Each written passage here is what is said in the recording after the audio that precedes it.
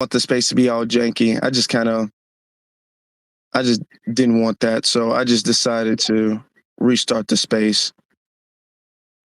I just decided to restart the space. But where was I? Let me see. Where was I? Okay. So for the volunteers of the rally, first off, I want to say thank you all. Every single last one of you guys. You guys have been a major help. All right. And I think it's a beautiful thing that not only are people coming to this rally, because it's very important that people do that, but not only come to the rally, but people are also uh, volunteering. Now, there's been like hundreds of people, like literally, who's volunteered. So I haven't been able to call everybody. So for the people who haven't gotten a call, if you guys are wondering, like, man, am I going to get a call? Am I still going to be able to show up? I haven't been able to, I haven't heard anything. What I'm working on is sending a mass email out to everybody who I have not initially contacted, because I'm not working on just the volunteers. There's other things too. There's a lot of moving pieces to this. So it's going to be a mass email. So for the people who volunteered, just be checking your email. Okay, if you guys are still available, if you guys are still interested, just be checking your email in the next couple of days or so, and you guys will have an email. And for the people who have not already confirmed, I need you guys to kind of give confirmation in that email. For the people who have confirmed, I'm going to be sending you an email on your role and instructions and things like that. So everybody, you got to be checking your email. All right. Got to be checking that. Let me monologue a little bit before I start letting people up. First thing I want to say is shout out to Tariq for Microphone Check. Wonderful movie. Very well put together. Very well put together. Documentary. Very well put together. It's so good to see all of the talking points that we've been discussing the last couple years as far as hip hop, its FBA origins, its kind of really origins, this genesis almost starting from the South, and the other music genres combining together and creating the music genre that we know and love today, known as hip hop. It's beautiful to see that. Another thing, and this is my favorite. Okay, this is my favorite part. I'm gonna say one of the things that I really appreciated the absolute most was the fact that the agenda of trying to colonize hip hop was a part of the documentary. It was not just the origin of hip hop, which by itself would have been enough. By itself, that would have been fine. It wouldn't have been no issue with it. But it's also discussing the fact that hip hop, the dominant society is attempting to colonize hip hop from foundational Black Americans. So that's very important. And I appreciate the fact that even though it didn't take too much from the movie discussing that, because it would have aged it a little bit, but they discussed it not only from, the Black and the lie is not even it's a lie that hip hop originated from Jamaica or the Caribbean, but also the 50-50 with hip hop and Latinos and stuff like that. That was brought up because that's very important that we understand that it not only came from us, but that these other groups of people, these non-FBA groups of people, have an agenda to colonize that from us by first falsely including themselves in that. And when they falsely include themselves in that, next thing you know, they're going to say, okay, it was about, we was there about 50-50. Then the 50-50 turns to 60-40. The 60-40 turns to 80-20. The 80-20 turns to, well, we pretty much did 99% of it and y'all was just there. Y'all really helped us, but we pretty much did the whole thing. It couldn't have been done without us. So that's their origin. That's their agenda that they're working on. So I'm glad that that was discussed. The movie was very well put together, like I said again, and then just the experience to be around like-minded brothers and sisters, the experience to sit down in between. I sat down in between some of my family, some of my FBA brothers and sisters, and we was talking a little bit. And then we talked after the movie, and it was just a very joyful experience. I saw family there, and they were bringing their kids, and that's a good thing too. Things that we can bring family to, things that you can bring little children to, that they can enjoy, they can empower themselves, they can be educated. Those are positive things. Those are things that we absolutely need in the community. All right. Things that children would be interested in. Those are great positive things. And we have some people requesting. I'm going to get to y'all in just a second. Those are absolutely positive things. And I love the fact that we are putting events together that kids can be a part of, because when I was a kid, we didn't really have stuff like this, to be honest, which is unfortunate. There was museums, and my parents took us to the museums a lot. My parents took us to the museums all the time. So that's kind of where I gained this like intense love for museums. That's where that comes from when I was a kid. But besides that, it wasn't really like no like FBA events where everybody's there, everybody's on code. It was damn sure nothing about reparations. It was like that stuff really, the stuff really wasn't there when I was a kid. And I'm glad to see that there are kids who can enjoy that. So one of these days when I have kids, my kids can be able to enjoy these things and enjoy these events, So that's a beautiful thing to see. Shout out to Tariq for that. Shout out to all you brothers and sisters who watched it, all of the families that came. It was just a peaceful, loving family moment. And shout out to everybody who had the intent on coming there with that agenda. As far as the rally goes, we also, let me put this up in the Jumbotron. We've been getting real close. We've been doing really well when it comes to the reparations thing. We've been doing real good when it comes to, let me see. Okay. It's in a Jumbotron. We've been doing really well when it comes to the GoFundMe for the rally. We have over 30,000. Now, the goal is to get to 50,000, which we can do. That can be done. That's 20,000. We got about, today's the 1st, so we have 15 days. It's a little over 2 weeks. It can be done. Okay, we got most of the money already. So everybody, it's in the Jumbotron. Everybody should go there, donate, because it's time to get the ball rolling. It's definitely time to get the ball rolling. One of the biggest things is security, which we're also going to have crowd control for that. But we're going to need, because there's going to be much more people. There's a way bigger crowd than we had last time. And if you guys were there last time, you guys understand it was a huge crowd last time. So we're going to have a much bigger crowd last time. So security is going to have to get a lot tighter this time, because we had some incidents last time that was nipped in the bud, thankfully, very quickly, that didn't disrupt the event. But we have individuals who have a notorious history of showing up at these events. They showed up at the last one, the last few events, almost every event really in the last few years. And they show up with the intent on causing problems. So that's why we want to tighten up on security, because this time, if anybody shows up with the intent on causing problems, they will be very unsuccessful. Okay, so that's why we need to get this money for the security, as far as the speakers, as far as the travel costs. There's a lot of stuff. This is not cheap. Putting this together is not a cheap thing. So we got 2 weeks to get less than halfway there. So we got it, family. We got it. I'm not going to monologue too long, because I know we got a lot of brothers and sisters requesting already. So I'm going to let our co-host speak. So Black Alpha, you got it. Then we'll get to Sage if you have anything. And then after that, we'll start letting other people show up. Come up. Yes, indeed. Can you hear me good, brother? Yes, sir. All right, all right. First off, man, I want to send a certified salute to everybody in the building right now. Certified salute to the whole foundational Black American family tree. We've been gearing up for this summer, y'all, and it's finally here.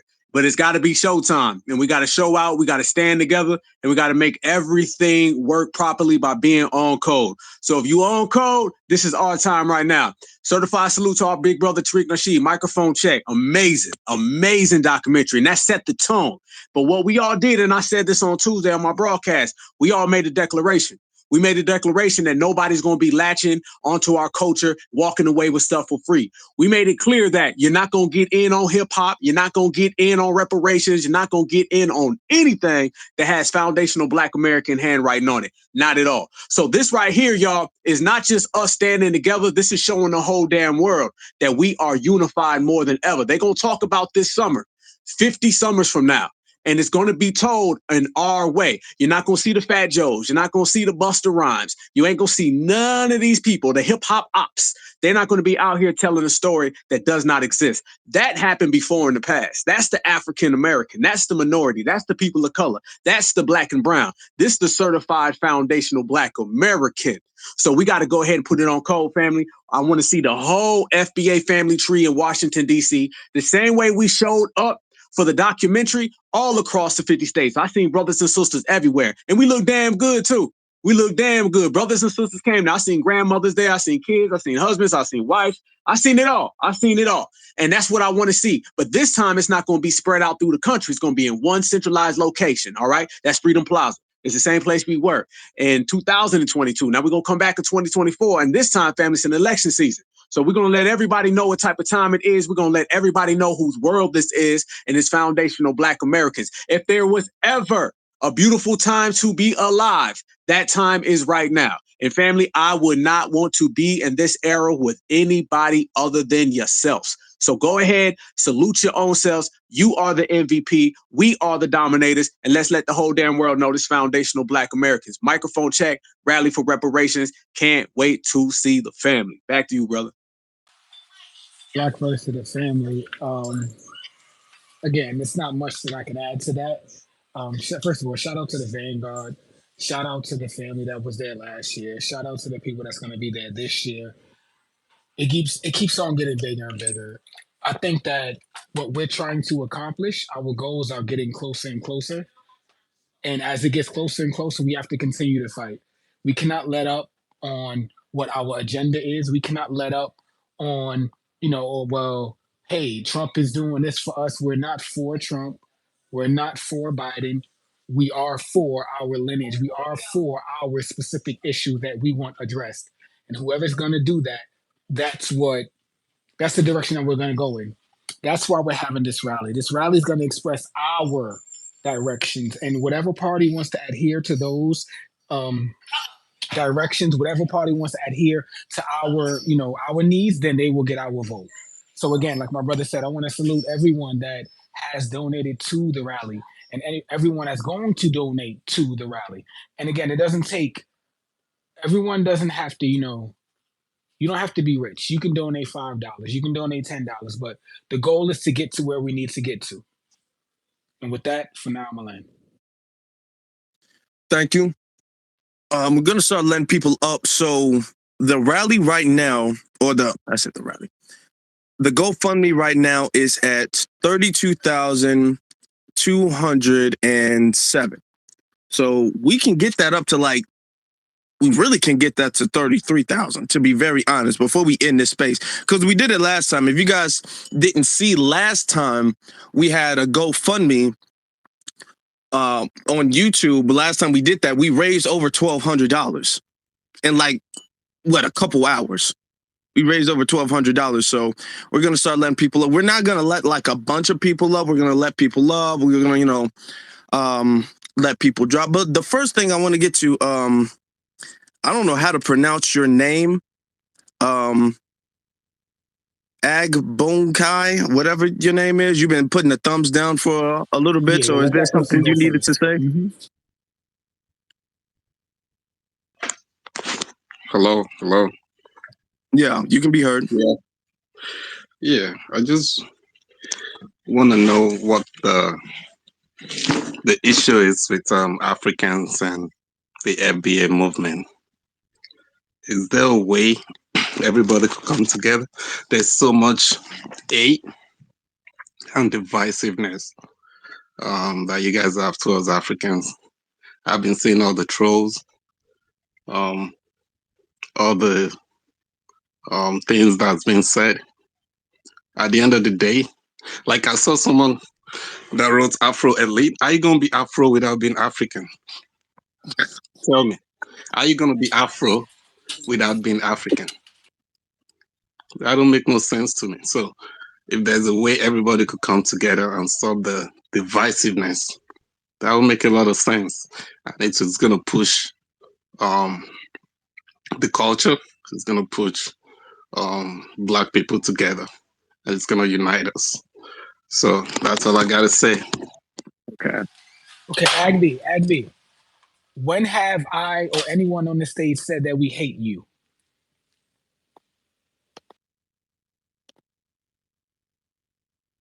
Okay. Well, now he doesn't want to speak. Let me address something.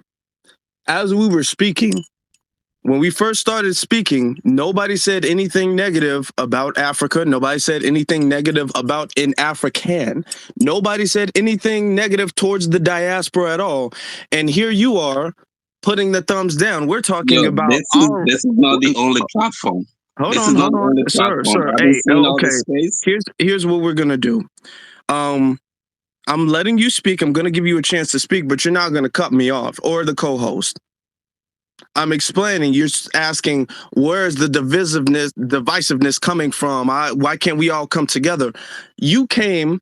This is an FBA platform where we're discussing a FBA event, and you came being negative. You came putting the thumbs down, and you started it off being negative, putting the thumbs down and everything. Nobody said nothing negative at all in this conversation. You can't bring up a conversation you heard 3 months ago on YouTube or Twitter. You can only bring up what you heard in this conversation. You stepped into the room incorrectly. And yet you're sitting up here talking about how much we hate you. When the so only are you guys person, different from? Is this platform different from? Any negativity has been you. You're the only person who brought forth any negativity. I don't know. Why are you muting me? Why are you muting me? Let me speak, man. You can't just. It's not a monologue. It's a dialogue, right? Why are you speaking? You keep muting me. Listen, I need you to answer my question. When have I or anyone on this stage said that we hated you?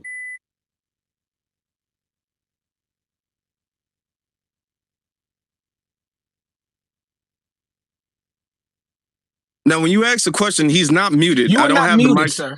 You You are not muted, sir. So he's just not answering the question.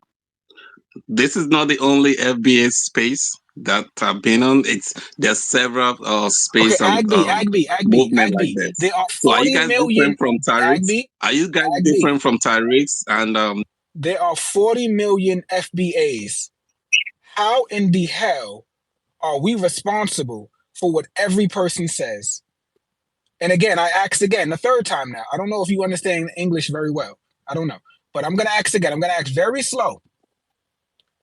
When did I or anyone on this stage say that we hated you or anyone? Go.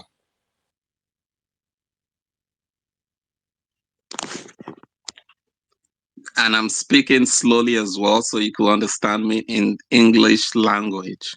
Since you're saying if you understand English, I'm not speaking Afrikaans, I'm speaking English.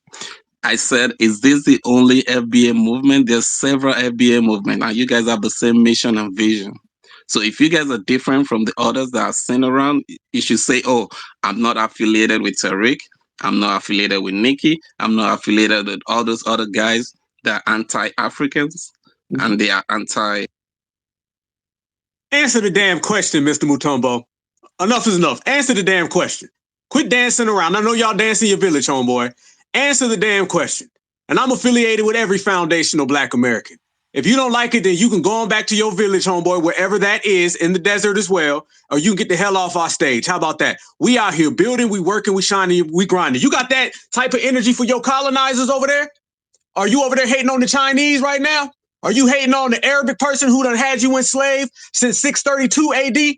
Huh? You So worried you about that? all What are about the Frank? Yeah, same. So that's no. what I'm Listen, asking you. I'm talking, Mr. Mutombo. We asked you to talk. You didn't want to talk. You don't run nothing over here. This is certified foundational Black Americans. If you do not like it, you go back to your village. I'm sure you need to go get some water out the water well. All right. So you guys go handle your business and we gonna handle our business. Difference is our business is certified, authentic, and it's international. You can't even get it going in your own village. Fuck your homeland. Your village is suffering. So you go back over there, Mr. Mutombo. You can leave us a donation. I'll send you some fufu, all right, or some jollof or whatever the hell you eat, and you can get the hell off our stage. We are too busy handling business, and you too busy getting your ass whooped with bamboo sticks by a little Chinese man who's 5'3". We ain't playing no more games. Family, whenever we get to building like this and somebody like this shows up, run they ass off the block, out the paint, jump them across the Atlantic Ocean or wherever they hell are, and they can go the fuck back home. Get this coward out of here, man. It's certified business. Did he not know that Black Alpha was up on this stage too? See, I tried to play good cop, bad cop, bro. I would like to know where he's from, but that's neither here nor there. Again, we're here trying to handle real business. So, since Afro opened the space, that gentleman or whatever he identifies the fuck as, has been putting thumbs down and trying to be a nuisance. And this is what we're talking about. We're here trying to handle real business today. This is going to be a very productive space. Don't come in here talking about who hates who. Okay, telling the truth is not hating. Okay, so I encourage everyone to speak truth to power. Don't run away from the damn truth. Whoever likes it, likes it. Whoever doesn't, fuck them. So I'm glad that you guys are up here who's next? because I was able to, I'm able to eat my snack and watch y'all go off. You know, I was starving. Africa, I took a little you're not break getting while back y'all was up. going on, so I appreciate that. Africa is requesting. You're not getting back up. You never Now, answered my question, by the way, too. I don't like the fact that you didn't answer my question. That's very disrespectful. You need to answer my question, by the way, before I let your ass back up. Okay, so I don't know what y'all doing over there in your jungle. I don't know nothing about that. But what I'm saying is you need to answer my damn question. Because I asked now you 3 times. Here's the thing. While we're talking about unity, I want you guys to, if y'all was here in the beginning, I want you guys to understand almost the very second I opened this space, he was one of the first people in this space. He was one of the first people in this space. And immediately when he came in this space, he was on smoke. He pretty much had smoke, putting the thumbs down. He was negative the whole time, essentially trolling the entire time. Nobody said nothing negative. Then he came up there. Why do y'all hate us? What do we do to y'all? Why can't we all come together? When he came in the room negatively, that's like stepping in the room, cussing everybody in the room out, and then be all like, I don't understand why y'all mad at me. I just don't understand. Can we talk about something that allegedly might have happened in another space? I don't know whose space, what space, when this happened, but allegedly in another space, I heard something negative. So y'all need to explain that in this space, despite the fact that that didn't happen in this space. Now, if you want to talk about the divisiveness that we have, he is a perfect example of why there has been such needed delineation. Because we're trying to do something productive here. Yeah, if everybody can raise their hands so we can get things organized. I'll remember the placement though. But if we're trying to do something productive here and he's coming in negatively, he's coming in throwing the stuff off. Because let's say we weren't doing that. Let's say we weren't calling the tethers out. Let's say we haven't been doing that. He would have came in there on like, I don't understand why y'all trying to get reparations. Y'all ain't never going to get reparations. Reparations is a pipe dream. He would have came in there like that. So the tethers are always negative when it comes to empowerment because they're scared of it.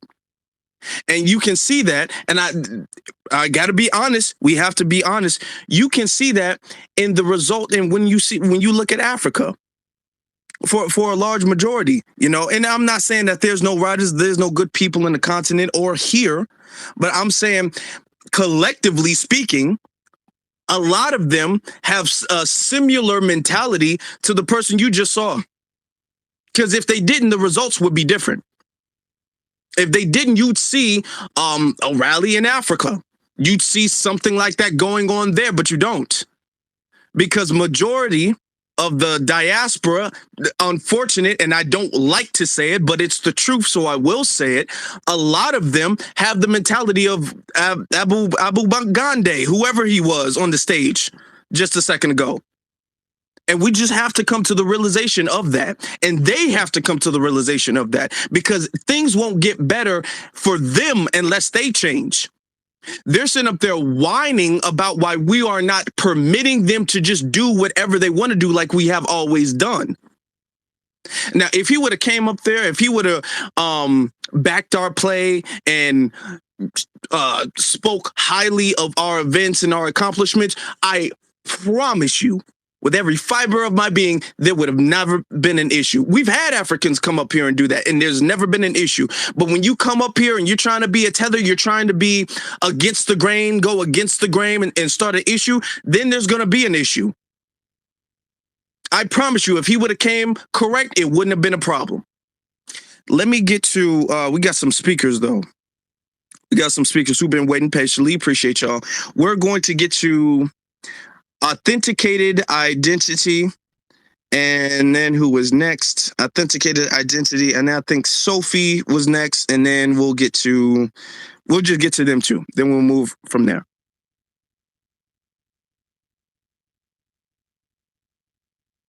Authenticated identity, you can unmute yourself. Oh, was everybody? Okay. Great. Hey, how's it going? How you doing? I'm good. How are you? Good, thanks. Good, thanks. Thanks for letting me up in the space. Really appreciate it. I really appreciate the stuff that you guys are doing here. Obviously, you know, this has been well needed, and I think it's been well overdue or long overdue in terms of getting reparations. I'm so sorry to cut you off, but I can't hear anything, so I won't be able to respond to her or him, Afro. I'm sorry. Okay. Can everyone? I can't. Black Alpha, can you hear him? I can hear him. Yeah, it sounds good on my end. Okay. Okay. Keep going. Bro. But yeah, it's been. I think this has been long overdue. This has definitely been needed because reparations are necessary, and we have a right to them.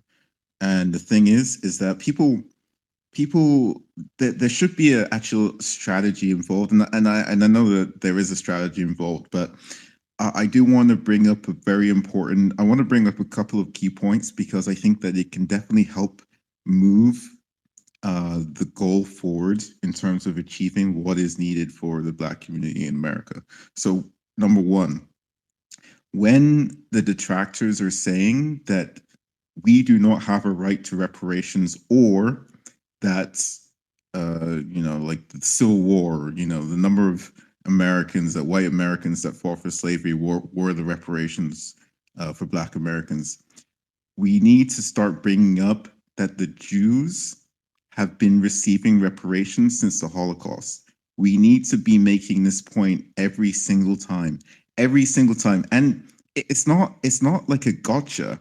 It's not like well, I'm just going to bring up the Holocaust so that we can get this. But the thing is, it's a point. It's a point that's being made.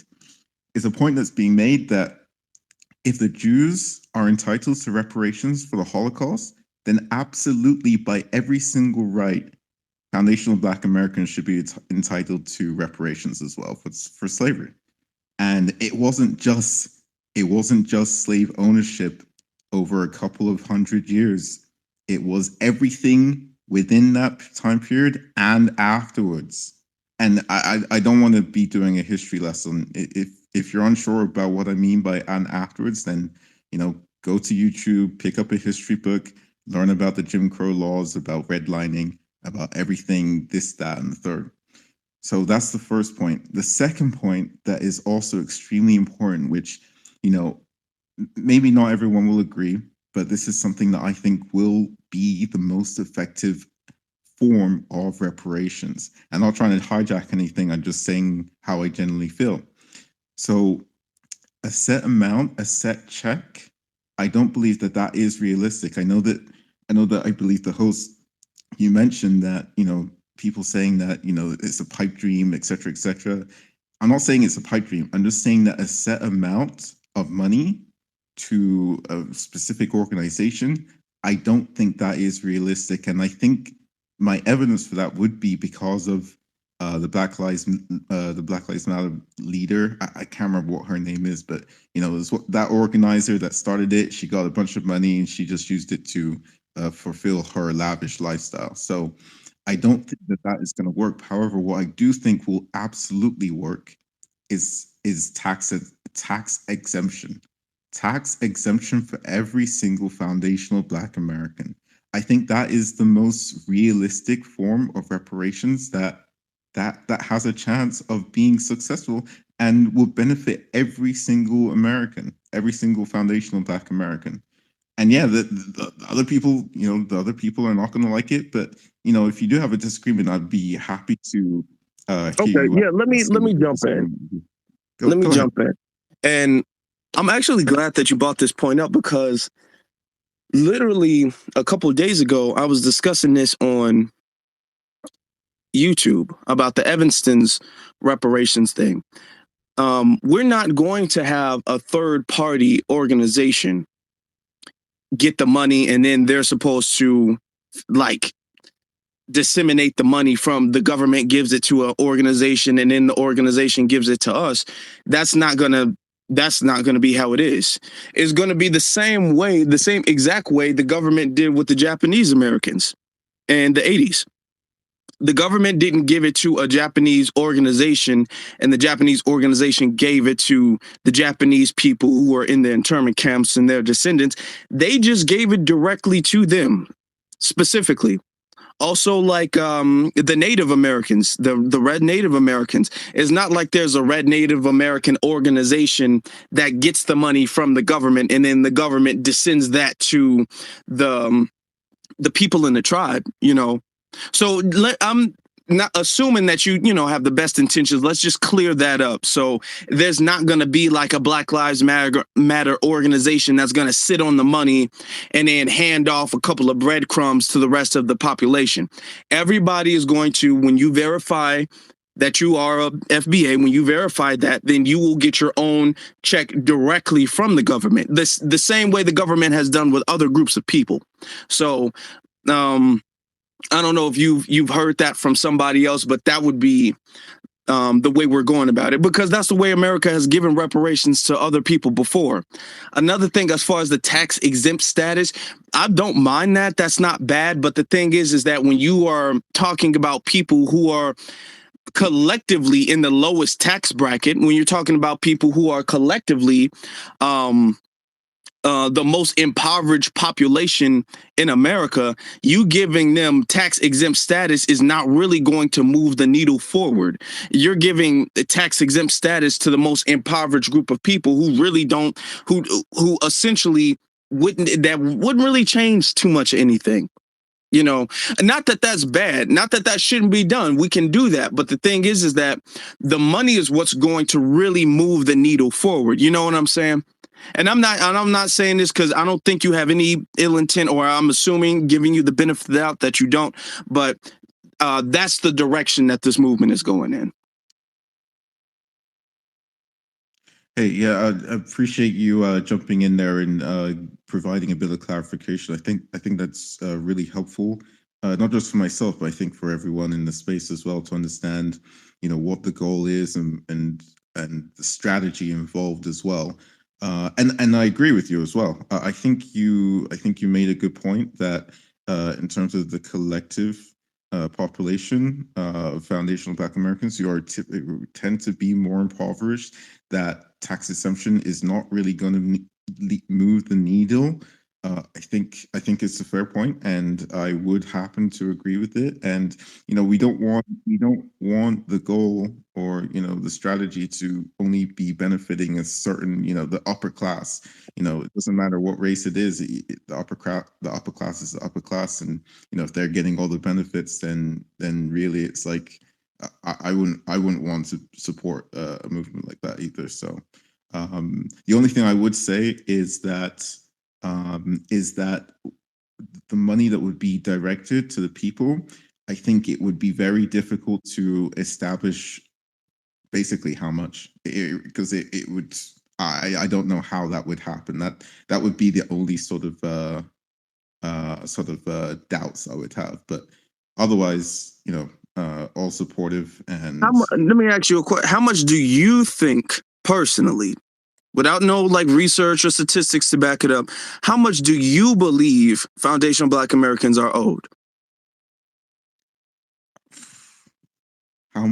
Collectively, you don't have to go each. You don't have to like do each person, but collectively, how much do you think the government collectively needs to pay?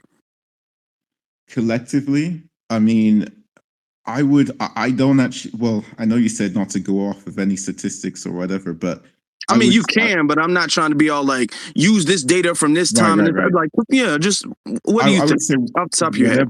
Whatever the Jews have been receiving, however much they've been given by the German government and the American government, that is what the foundational Black Americans should receive. So I don't exactly know what the figure is, but whatever they're receiving, we should be receiving as well.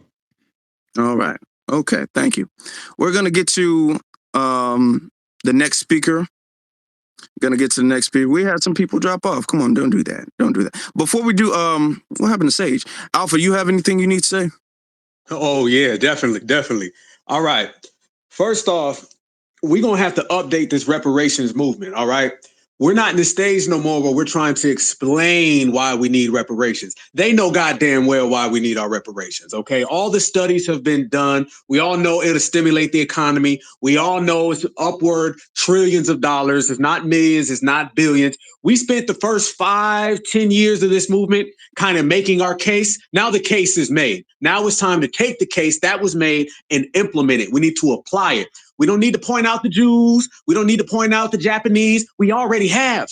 You got folks on Twitter Spaces who've been pointing that out. Everybody knows the people we trying to get reparations from, they're the ones who cashed the damn payments. So they know exactly the way it is. The reparations movement got to get updated. We need to update this thing, family. All right. This ain't like the person who went to jail in 2003 and they get out still wearing FUBUs and talking about they're going to get crunk at the club. We need to update the movement. And you start updating by stop explaining. We need to start telling.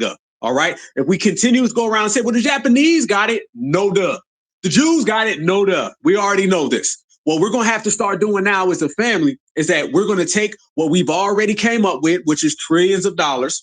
Then we're going to have to say, that's where it is. We're not budgeting. The same thing that all these other communities got, we want that and then some more, because what we dealt with was more than what they dealt with. We got to quit trying to point to these other communities. And let's say this about the tax thing. I want the tax exemption and I want the goddamn money. This thing where we got to come to the table and we say, well, we want this one thing. No, I want all things. I want it all. I want every dollar, every penny, every nickel, every quarter. I want to go ahead and get exempt from taxes. Let me tell you something. I'll take a goddamn store. I'll take land, but you better add all that to the money. Remember, reparations does not end with cash payments. It starts with cash payments. So it's about updating the game, because we're not going to be here 10 years from now still explaining ourselves and still running on that treadmill just trying to explain what reparations is about. And that's why the rally for reparations is so important, because we're updating the reparations movement. This is why it's such a great idea. Certified salute to our big brother, Tariq Nasheed, and everybody who's putting this together behind the scenes. It is very important that we go to Washington, D.C., and we put a flag in the ground for reparations, but the new wave of it. It's not, 20, 30 years ago. Everything has been made. This is a new generation. If you continuously go out here and you got the same old, outdated talking points, you ain't getting reparations. You got to update it as it goes. Don't be having 2015 reparations talking points in 2024. That ain't going to get it done. So we got to make sure everyone knows the days of explaining why we need it is over. Now it's time to go and take it. I always say they got two choices. They can give it up or they can get it took. We're past them giving it up. Now we're into the we taking the stage. Back to you, bro. Yeah, and this is why the upcoming rally is so important. I don't want to talk too long because there's a lot of other people who want to speak, but this is why the upcoming rally is so important, because there are some people who are like, well, I don't know if money is going to work. Maybe we can try to do, and I'm not trying to dish you, brother, but maybe we can try to do tax exempt status. Maybe you're trying to make it. It's a lot of people, and I'm not trying to dish you. I'm really not. But there are people who try to form reparations and brand reparations into something they feel that will be accepted by white society, something that's a little bit softer. That's something that might be more accepted and palatable to white society. So they are like, cash. They're going to start grinding their teeth. So let's not go for cash. Let's go for something a little bit easier. Let's pick an easier target. Let's not go for cash. Let's go for like cancel student loans or something, which is not what you said. And I'm not speaking on you directly, but this is what other people are saying, because a lot of other people I'm scared, and I'm not saying you are. A lot of people are scared. A lot of people want things to be more palatable because they think that the dominant society has to agree and accept it. They think that whatever we get has to be agreed to and accepted by it. That's that mentality that there's a white mommy and white daddy, and we got to negotiate with them, and we got to come to an agreement and shake hands and compromise. So we're not doing that anymore. So that's why this rally is so important, to let people know that there will be no compromise, that we're getting what we say we need. We're getting what we demand. We're getting what is owed to us. And that's it. That's it. Just period. There's no negotiation. No, you getting this, no compromise, no nothing. Now, we got some other people who are here to speak. Sage, you're back. Do you have anything to say before we get to some of the other speakers? No, I can't really. I didn't really hear much of what I think it was a gentleman that you guys said. I didn't hear anything that was said by him, but I think you guys covered the most points. Again, we don't need to be here explaining why reparations are owed. Look at your ancestors, and that will explain a lot why reparations are owed. The fact that they are HS misused, the reparations are owed. The fact that, again, we have family reunion. The fact that we don't even know all of our family. A lot of us were split up during slavery. So the fact that that exists proves that reparations are owed. We're not here asking for it. We're basically demanding for it. And with that, I'm going to pass it to you guys. Thank you. So we're going to get to the speakers. We're going to get to my brother Eric. Then, let me see. We're going to get to Eric, then Midnight. Let me see. Then Midnight. And then we're going to move on from there. Hey, brother Afro, you can hear me? Yeah, I got you, bro. Okay, peace and blessings to the room. B1 to all my on-code brothers in the diaspora in the Caribbean. The reason I came up here is because you're doing your thing on YouTube, and it's always around this time where Black Americans are trying to get something specific for themselves, that you have people from the other side and definitely people in your lineage, because it's been real hectic on these Twitter streets, and I'm glad you're back doing these spaces. I wish you would do some more because you're a very intelligent person. It's just been real hectic out here in the movement when you have people talking about they did this and did that, for Brother Tyreek, then they just go ass overboard. We dealt with this stuff a couple of years ago. And that Tedder that just came in the room earlier, I definitely took a screenshot of that dude. I already knew what his get down was. They come out of the woodwork like roaches. You got to spray them with, roach rage spray. So the moral of the story is, everybody in the building and everybody in the movement, if you're a foundational Black American and you definitely want to see your brothers and sisters get reparations, just don't try to make it that hard to understand, because we've been down this road for years, let alone we've been down this road ever since our ancestors got out of slavery. So just keep it short, simple, and sweet, and just don't try to get a brain aneurysm when you're explaining it to these tedders. So you just got to keep it point, plain, and simple. I'm going to land my plane right there. Thank you. I appreciate you. And to talk briefly on what you just said before we get to Midnight. I've been in many of Tariq's spaces, maybe not every single last Tariq space he's ever hosted. I've been in many of them. I've never heard Tariq ever say he hates Africans. I've never heard him say that. I've heard him say the opposite. I've never actually, I'm gonna take it a step further. I've never been in an FBA space where the host or the co-host or even the speakers who are FBA said that they hated Africans. I've never, or anybody in the diaspora for that matter, I've never heard that.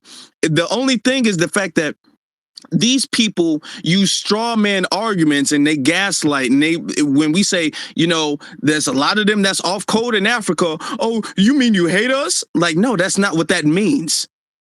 That's not what that means. We hate you guys. He can't even bring up a time where that is said. He was like, well, there was another space. So yeah, explain what happened in another space that just, you're going to have to take my word for it.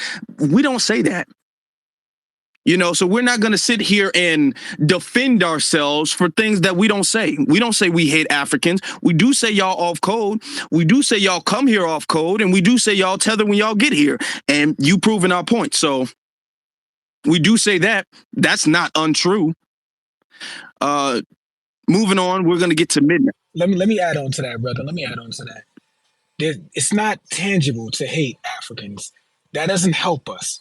Okay, if we give you some correcting, that's that's different. But again, I don't remember anyone in the new black media. I don't remember any foundational black Americans saying that they hate Africans. For someone to say that, us, calling ourselves or appointing ourselves foundational black Americans is hating towards Africa, that's a moot point. And honestly, that's just here to cause confusion and arguing between us. No one hates Africans. Again, I've seen Tariq actually, like, let's say if a white supremacist comes on the stage, he'll actually defend Africans against white supremacists. So again, that's getting on code. It's not tangible to hate on Africans, but do we expect them to do better? Absolutely. I want them to do better in their homeland. But if they're going to come over here and try to basically down talk our play and our agenda, that's when you need to get straightened. Okay, because you're not in Nigeria, you're not in Niger, you're not in I'm not gonna do it. You're not there. Okay, you're not there. So again, if you're gonna be here in America, you're gonna have to back our play. Other than that, you're gonna get called out. It is what it is. And with that, I'm in. Agreed. Agree 100%.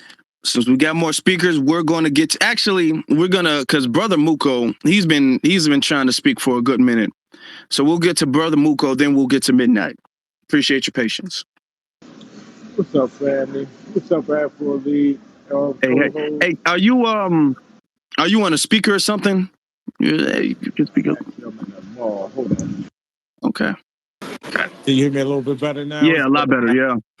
Okay. What's going on, fam? Black Afro Elite, Black Afro, Sage, everybody. I just wanna keep pointing out that it's really disingenuous when these so-called Africans ask these disingenuous questions like, do we hate them, when Africa as a collective has never prepared a place for us to come back to.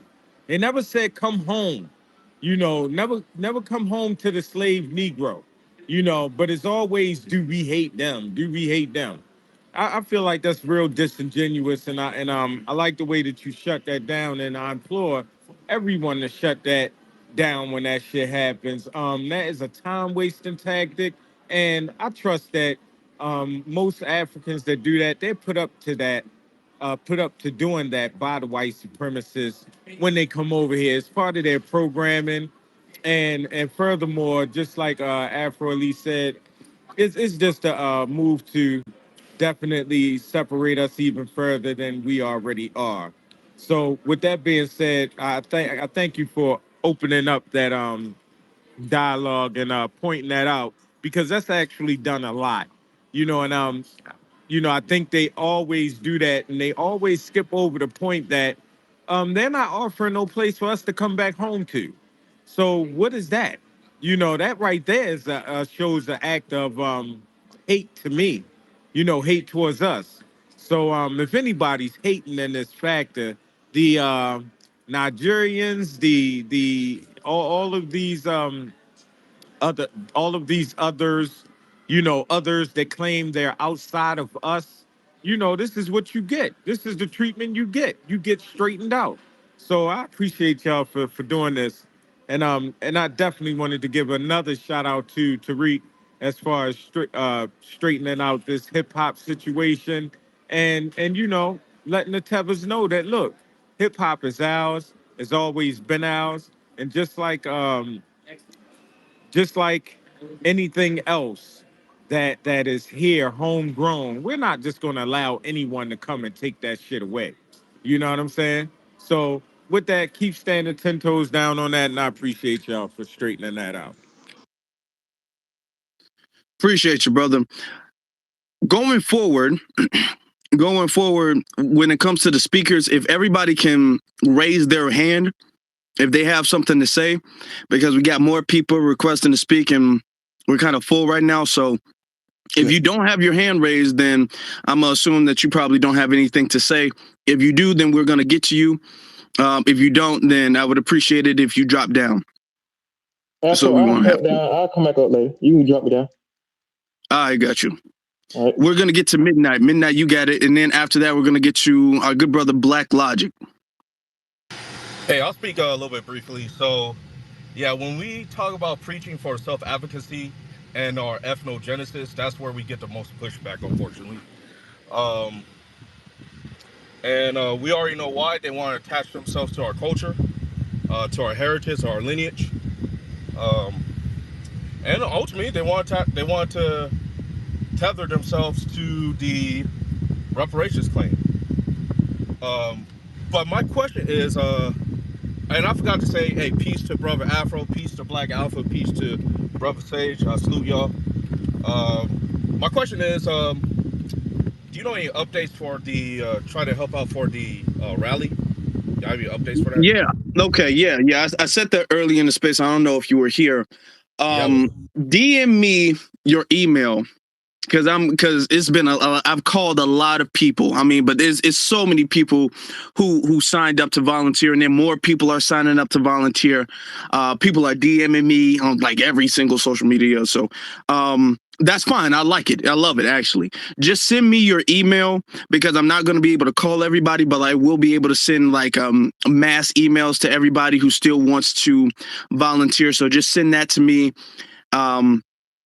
And then I'm going to give you instructions, because I'm going to need your name and all of that stuff. Soon, for the people I have talked to about it who have confirmed, I'm going to be sending out a separate email as far as your assignments, as far as what we expect you to do, as far as when you're supposed to be there, because you got to get there by at least a certain time. Otherwise, it'll be too late. So you got to be there by a certain time. I'm organizing the different groups, because there's going to be different volunteer groups. So if you're a part of like group A or group B, I'm going to let that be known in the email. So when you show up, you already understand roughly what your assignment is going to be. So be expecting that in the next couple of days. But just remind me of your email. Just DM me your email real quick. Yeah, I sent you an email. You also gave me a call. I did confirm. So yeah, I think I remember. Yeah, okay. I remember talking to you. Okay. All right, then. Yeah. Thank you. I appreciate you again, bro. I really do. Oh, yeah, no problem. Hey, peace to y'all. I'm going to drop down now. All right. Okay. Yeah. So everybody who's still interested in volunteering, just be expecting an email in the next couple of days, because I got to get all the people organized and the groups and stuff. So I want to give people in their emails a summary of what we're going to be expecting them to do. Everybody's going to be arriving around the same time, but not doing the exact same thing. So I want to give people a summary. So just be expecting an email in the next couple of days or so. All right. To the people who have gotten calls, like our brother Black was in Midnight, and then the people who haven't. All right. Now we're going to move on to the. By the way, shout out to Midnight. I love that name. Yeah. Cool name. Badass name. If you know, you know. Moving on to our brother Black Logic. How you doing, bro? What's going on, brother? Peace and power to Afro Elite, Black Alpha, and Sage. Thank you guys for holding the space. Appreciate it. I just wanted to say that what happened to our people is not is not to be compared to any other group. So we're going to have a different stance. We're going to have a different position when it comes to reparations. And to Black Alpha's point, you necessarily can't do anything with a tax-free status if you don't have the money to even get a tax return to be tax-free in order to make enough money in the first place. So the first thing, as he stated, cash payment is the first thing that we are owing that we need in order to be where we're supposed to be. So with that stance on it, when we talk about tax-free status, I don't even pay attention to those conversations because, again, if we're the lowest impoverished group in America, that already tells you that we don't have the financial stability as other groups, where other groups are being incentivized and given benefits and all types of support from the government. We don't receive those same things at the same rate, at the same amount. So, to that brother's point, it really doesn't make it doesn't really make any sense at all. So with that being said, I rest. Thank you. With the tax thing, and I agree that that would be useful, but that's putting the cart before the horse, because Right. you can't really, you can't do anything if you're living paycheck to paycheck, which the largest percentage of people doing that are FBA, because we've been economically disenfranchised. We've been systematically economically disenfranchised, and it's the white supremacy has maintained that system to impoverish us and to subjugate us. So a tax exemption, you might think that, okay, well, now we don't have to pay taxes on anything. But the thing is, you're at such a low income level, it doesn't really make that much of a difference. So, and I'm not saying that's not important, but you can't put the cart in front of the horse. You got to get the money first. And then later on, then we can adopt the tax exempt status. But you can't put the cart in front of the horse, and you damn sure can't substitute the cart for the horse. You can't say no money, but the tax, you can't do that at all, because otherwise you might as well take everything off the table at that point.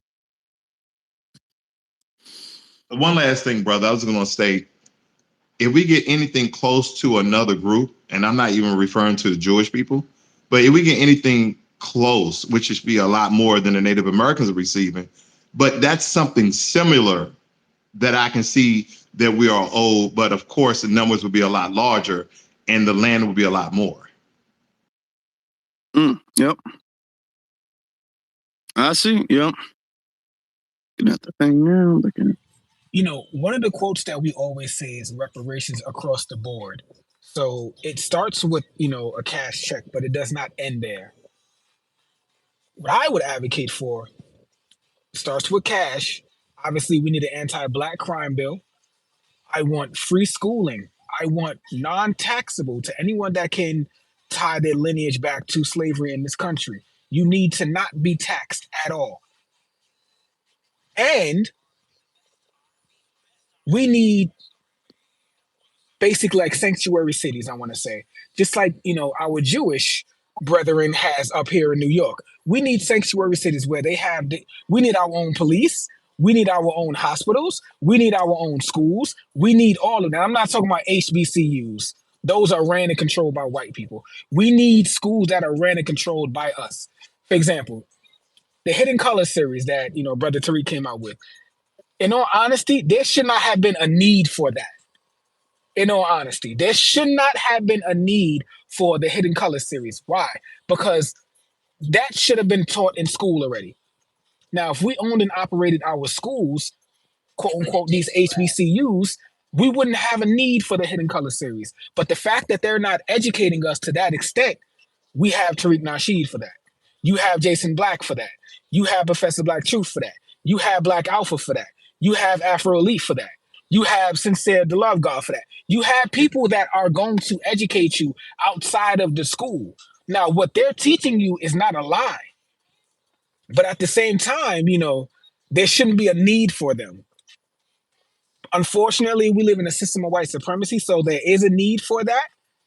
But that's what reparations also should accomplish for us. So it should not stop at a check, but that's where it starts. Yes, indeed. Yes, indeed. We're gonna get to authenticated. Let me see. Hey, brother Afro, can I interject real quick, brother? Okay, yeah. No, this is real quick for to Stage Point, because we're listening to you guys, me and my son who just graduated a year or so ago from an HBCU. And I was telling him, Amazing for that brother. Amazing. oh, he said congrats. One thing I was trying to tell him, in a lot of HBCUs, if you look at the type of degrees that they have, a lot of HBCUs do a lot of sociology and social studies and liberal arts. They don't have those technical degrees that's really going to propel the Black youth of tomorrow, in order to do great things for the future. So that's why but the point you was making, I was trying to relay that to him. My apologies, fellas. That's a good point. That's a very important point. That's a good point. I'm glad you brought that up, because that's very true. I'm not gonna lie, and this might rub people the wrong way, but it is the truth. We have enough Black people with psychology degrees. We got enough Black people with sociology degrees. We got enough Black people studying. And that, I'm not to say that that's not important, but we got enough Black social workers. We got enough Black there. We have enough. We have more than enough. Okay. We need to, and I'm not saying that we need less, but we need to balance things out a little bit. We are underrepresented when it comes to the engineering field. We're underrepresented when it comes to the medical field and things like that. We're underrepresented in a lot of these other very major, very important fields in life. So we got to start putting more focus on those fields. Let me see. So moving on to the speakers, we're going to get to Sapia, I believe that's how it's pronounced, and then Ricky. Hey, thanks, Afro Elite. Peace to you. Shalom to you. Your videos on YouTube be banging, brother. I can't never catch them live, so I catch them on a replay.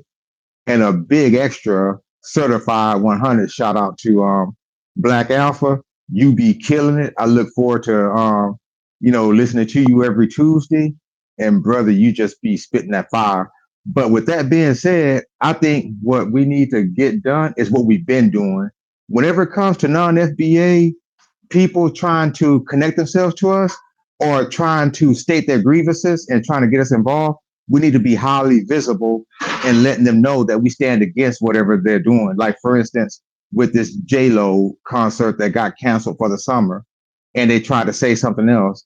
No, it got canceled for a reason, because FBA, we're not getting involved in it. We don't care about it.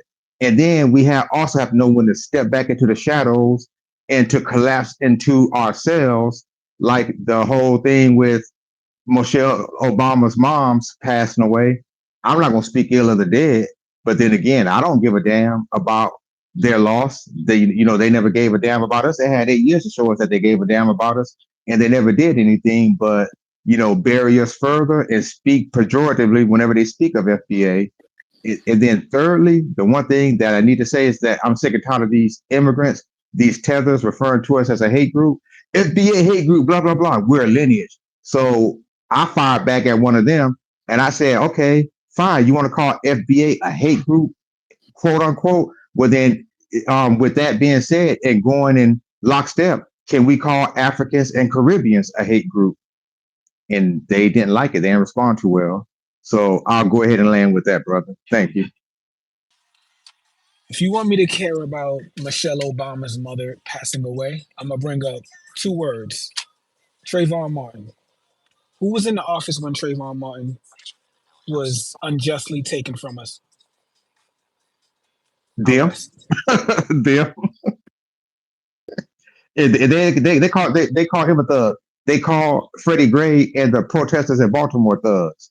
So no, I'm not gonna shed a tear. I mean, like I said, a loss is a loss. I get it. I'm not gonna speak ill of the dead, but that's their cross to bear alone. They got enough, while heat seas out there. Where are they? Where are the DACA people? Where are they to grieve with them?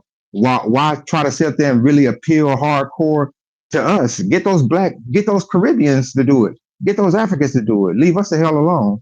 Just like you left us the hell alone when it came to writing policy that could protect us or that could empower us. You didn't give a damn. Don't give a damn now. I mean, yeah, that's a good point. You know what I'm saying? I mean, where's the LGBT community? Because that administration, they gave a lot of support and love to them, and I'm not seeing it in return. You know, I'm not seeing all of the DACA recipients coming back and helping them out, or the police, because he signed the Blue Lives Matter legislation right before he left office. I'm not seeing any of the people he actually supported, any of the people he actually did anything for, you know, weep due to his stepmother's loss. I'm not seeing nobody do that. So, I mean, if you expect anybody to shed a tear, it should be them. And let's be honest, I don't know Michelle Obama's mother, you know, and it's unfortunate, but people die every day. I don't think anybody expected her mother. This is not Michelle Obama. This is her mom. So I don't think anybody expected her mother to live another 50 years. I mean, her time. That's. I mean, it happens. It's just a natural way of life. So. Next. I mean, and that sounds heartless, but that is what it is. Just next. No, it's not heartless. He better be glad. To be honest, we're not even disparaging her mother. We're not saying anything negative to her mother. We're not like, oh, I'm glad she's there. We're not doing none of that. We're just like, oh, well, I mean, that's tough. And we're just keeping it pushing. We're not like making fun of her mother's death. We're not doing that. We're just kind of just keep minding our business with that. We're Tupacing it. Life goes on. I mean, okay, you know, she died. Okay, you know, that's the cycle of life. I mean, you know, she's not going to get the Betty Shabazz treatment or even the Whitney Mandela treatment. I mean, you know, there are a lot of us that cut for, you know, that lady out there in South Africa. But, you know, bringing it back to FBA, I mean, you know, we observe those that observe us and that, you know, stand up for us and that empower us. So she didn't. So she'll just get in return what she put in. And with that being said, I know there are other people waiting. I'll thank you for your time. Shalom to everyone. And you can go ahead and drop me, brother, so someone can come back up. Appreciate you. We're going to get to Ricky. Ricky, you got it. And Thank you for having me up. pretty much circle back to authenticated identity. Ricky, you said what, Ricky? Thanks for having me up. How's everybody doing today? I'm feeling good, brother. I just wanted to drop some jewels real quick. I appreciate everything that you do, Afro Elite, Black Alpha. I appreciate everything you do. So I do Black Logic. The thing is, and as I, you know, hang in conservative circles, one thing I try to do for you guys is to differentiate you guys from these commercialized fake pro-Black movements, the ones that have played TikTok with Black liberation means LGBTQ liberation, Black liberation means Asian liberation. They tie themselves to these different groups. But one thing that I'm concerned with is that, okay, a lot of these fake pro-Black groups, these commercialized pro-Black groups, they copy you guys' jargon. And they're the ones who get in front of the TV cameras. And it's so much money behind them that whenever you know the FBAs do show up, they try to get you off the cameras so they can stand up and say something about Palestine. So my question is, with the reparations rally in DC, you're going to have some of those goofballs up there. How do you separate yourselves from them? Well, the thing is that they're copying us. So we're the authentic version. We're the original version. We're the cream of the crop. That's why they have to mimic us. Notice that we're not mimicking anybody else's movement. Everybody else's movement is mimicking us. I'm glad you brought up the thing when it comes to like the Palestinians and the Gazas and all. Gaza, that's a place. Notice how they're trying to make it damn near identical to the civil rights movement. So much so they're bringing up quotes from Dr. King and all of it. They're trying to be like us. All we have to do is make sure that we separate the fact and we make sure our grievance, our issues, what has happened to us is not what's happening to them. That's not the case over there. And we also need to highlight the anti-Black racism stemming from these places. And as far as Palestinians and they're trying to, I guess, save Gaza or whatever they're trying to do over there, just notice how anti-black Palestinians are in Palestine and in America. And when we highlight those things, that prevents them from trying to make this tie and this coalition of struggle between foundational Black Americans and between Palestine, because they need to do it, because foundational Black Americans are really the main characters of the world. And people get mad about it, but we're the main characters of the world. We're the good guys of the world. Okay, and everybody knows that, and how you know everybody knows that is because everybody's trying to be like that. Everybody's trying to be like us. When anytime somebody goes through a struggle, they try to be like the good guys, like us. There is literally no historical struggle that anybody else replicates more than foundational Black American struggle. They try to be like, what happens to Palestine? That's the same thing as the Voting Rights Act. What happened to Palestine? That's the same thing as Jim Crow. That's like slavery, and it's so much so that the word slavery doesn't originate in America, but is directly tied. That's the first thing that anybody in the world thinks about when they say the word slavery, that has existed hundreds of years before America, before the Middle Passage, before all of that. It's existed hundreds of years before that, but the word slavery is directly tied here. Jim Crow, oppression, racism, segregation, all of these things existed before, but it's directly tied to America because we're the main characters of the world. That's just what it is. So what we have to do is we just have to not allow them to tether their way and to crowbar and to leech their way to our movement. All we have to do is create separation.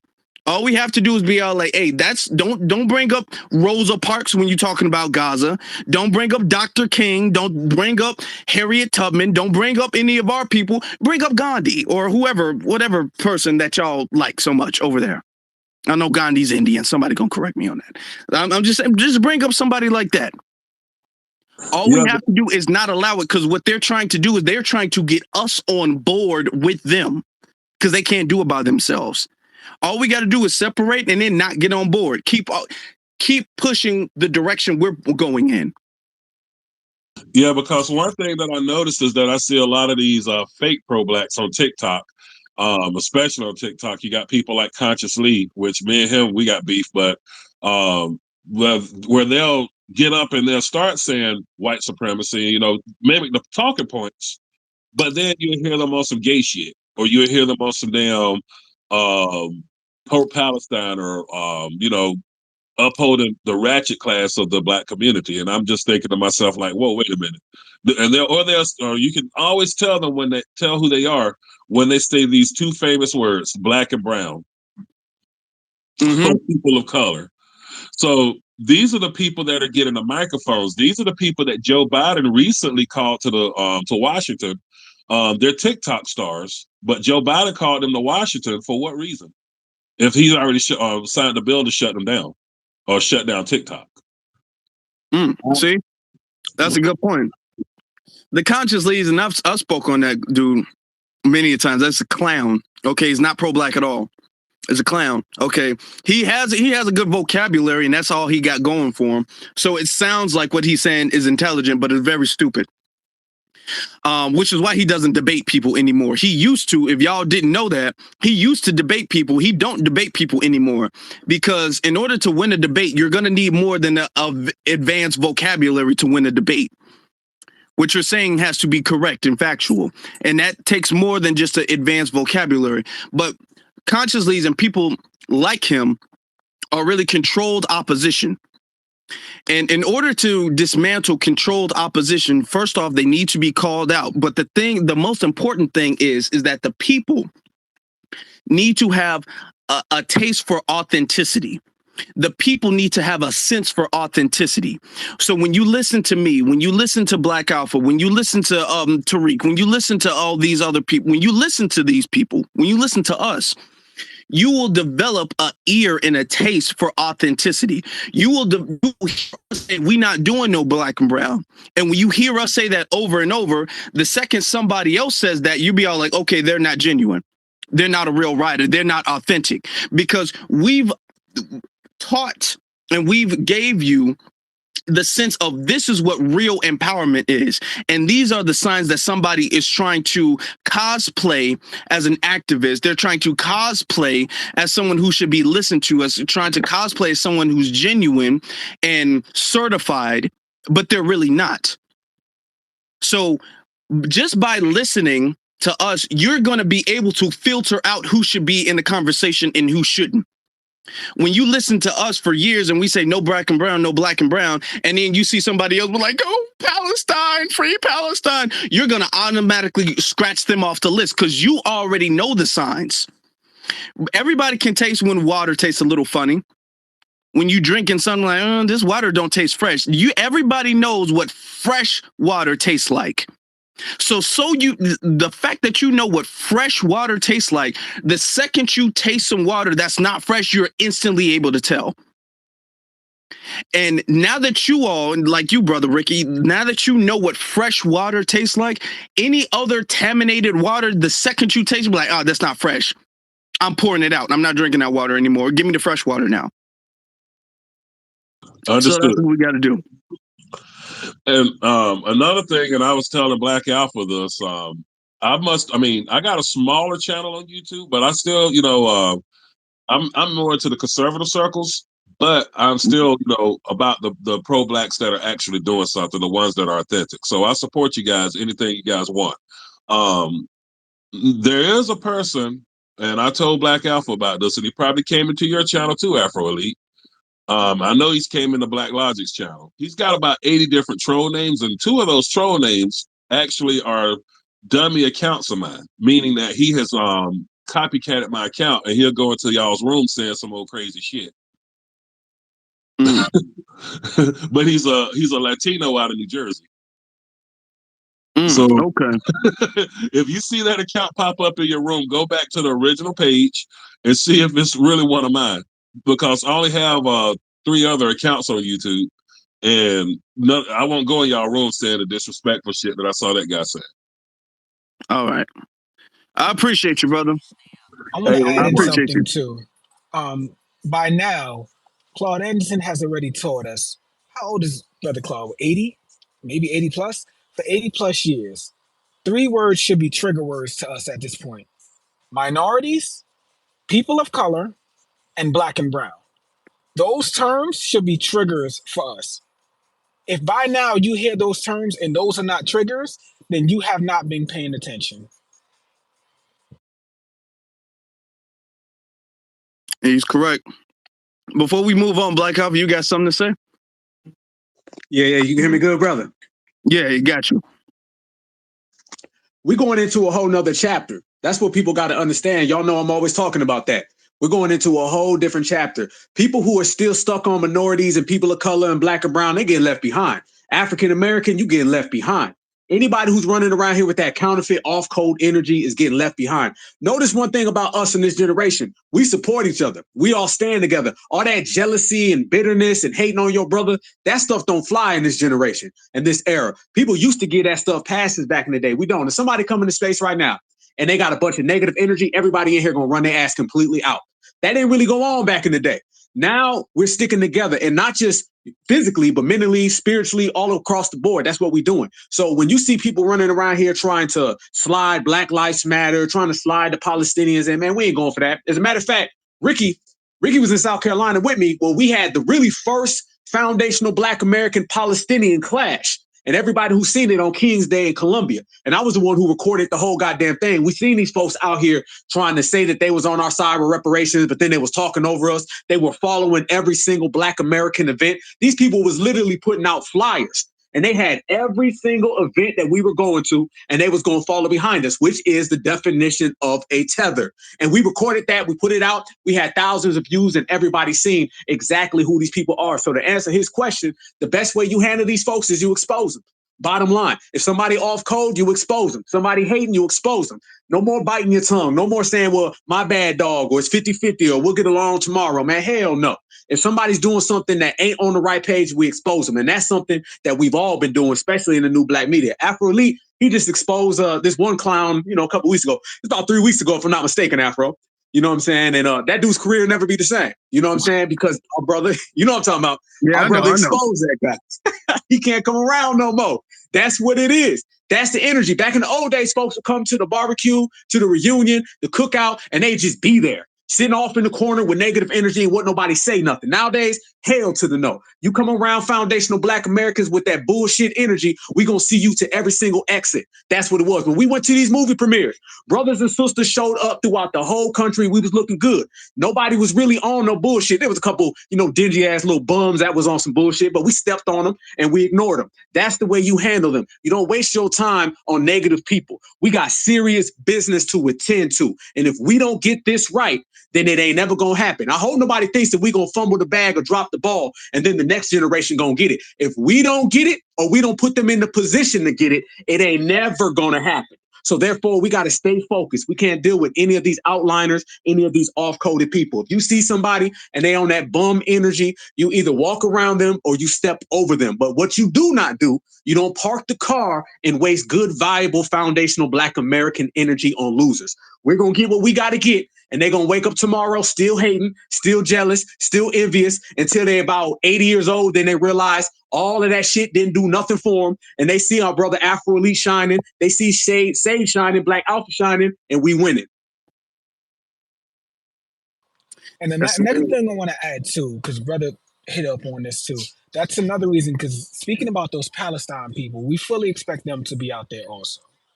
This is why, again, the crowdfunding for the rally is needed, because we do need more security.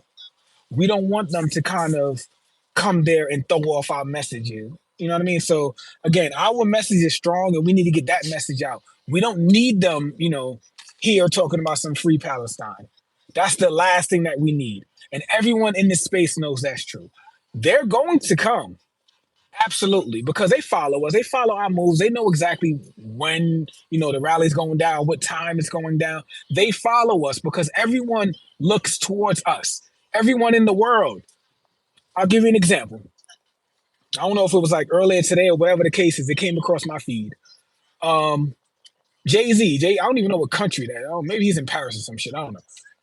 They stopped the damn soccer game because Jay-Z walked in there. Not with Beyonce. He's just by himself. He walked in there and they stopped the damn soccer game. That lets you know the power of a foundational Black American. Again, we are revered across the world. So if you think for 1 second that these Palestine people are not going to show up, they're going to show up. But that's why, again, it's on us to have adequate security. That's why we're raising money. A lot of people asking, why are you raising money? Why are you raising funds? So that little instances like that happen, we can nip that in the bud as soon as it happens. So again, it doesn't take everyone giving $2,000. No. Sorry, I'm driving right now. Y'all can basically hear what area I'm in. Don't laugh, mama, don't laugh. Sorry about that, y'all. What I want to say again, that's why we're trying to raise money, so that we can have the adequate funds and we can protect our message and get our message out. And with that, I'm gonna land. Yo, let me throw this in there. Let's not forget, the Palestinians already went to Freedom Plaza, and they went there about 4 months ago. The same exact Freedom Plaza where we went to in 2022, and we will be back there. They just went there a couple months ago, and they had a whole no ceasefire, no vote. That sounds a whole lot like no reparations, no vote. Like they be stealing our stuff. They were there. I mean, they had Muhammad Luther King. They had the whole goddamn thing. They was cosplaying the hell out of us, and they were just there. Didn't really make too much of the news, but brothers and sisters right here in the Black grassroots, we was following it. So yeah, they followed the same exact place that we went to in 2022. So they watching in 2024. They had all the King Day events they was at. This is what people do. It's follow the leader. And foundational Black Americans are on the front line, which means everybody else is following us. So they're going to be exactly where we are. It's just about standing on business, putting that certified energy out, and making sure whatever the hell we say goes. And that's the way it's always been. Yep. Couldn't have said it better myself. Speaking of the rally, the GoFundMe of the rally is in the thing. It's in the Jumbotron. Bro. So yeah. I ain't did spaces in a minute, man. Can I get a break? Can I get a break, brother? I ain't did Spaces in a minute. It's in the thing, and I sound like an old man. It's just press the button and go to the thing. It's magic. So y'all donate because we're over halfway there. We're over halfway there, but time is ticking, y'all, because it's on the 15th. It's the 1st, so we got 14 more days. That's 14 more days, 15 days. Okay, and we're gonna be in the space, in the spot, all of us. Okay, I want all of y'all to be there. Bring your family, bring your parents, bring your children, bring your grandparents. You know, ooh, I was just about to say something messed up. Ooh, I was just about to. Let me not even say that. It's too soon. It's too soon. I think y'all know what I was about to say, where I was about to go, but I'm not. We're better I than know that. what you We're about not. to say. I'm gonna be quiet. You know, I was just about to go there, but we better than that. I'm not about to do that.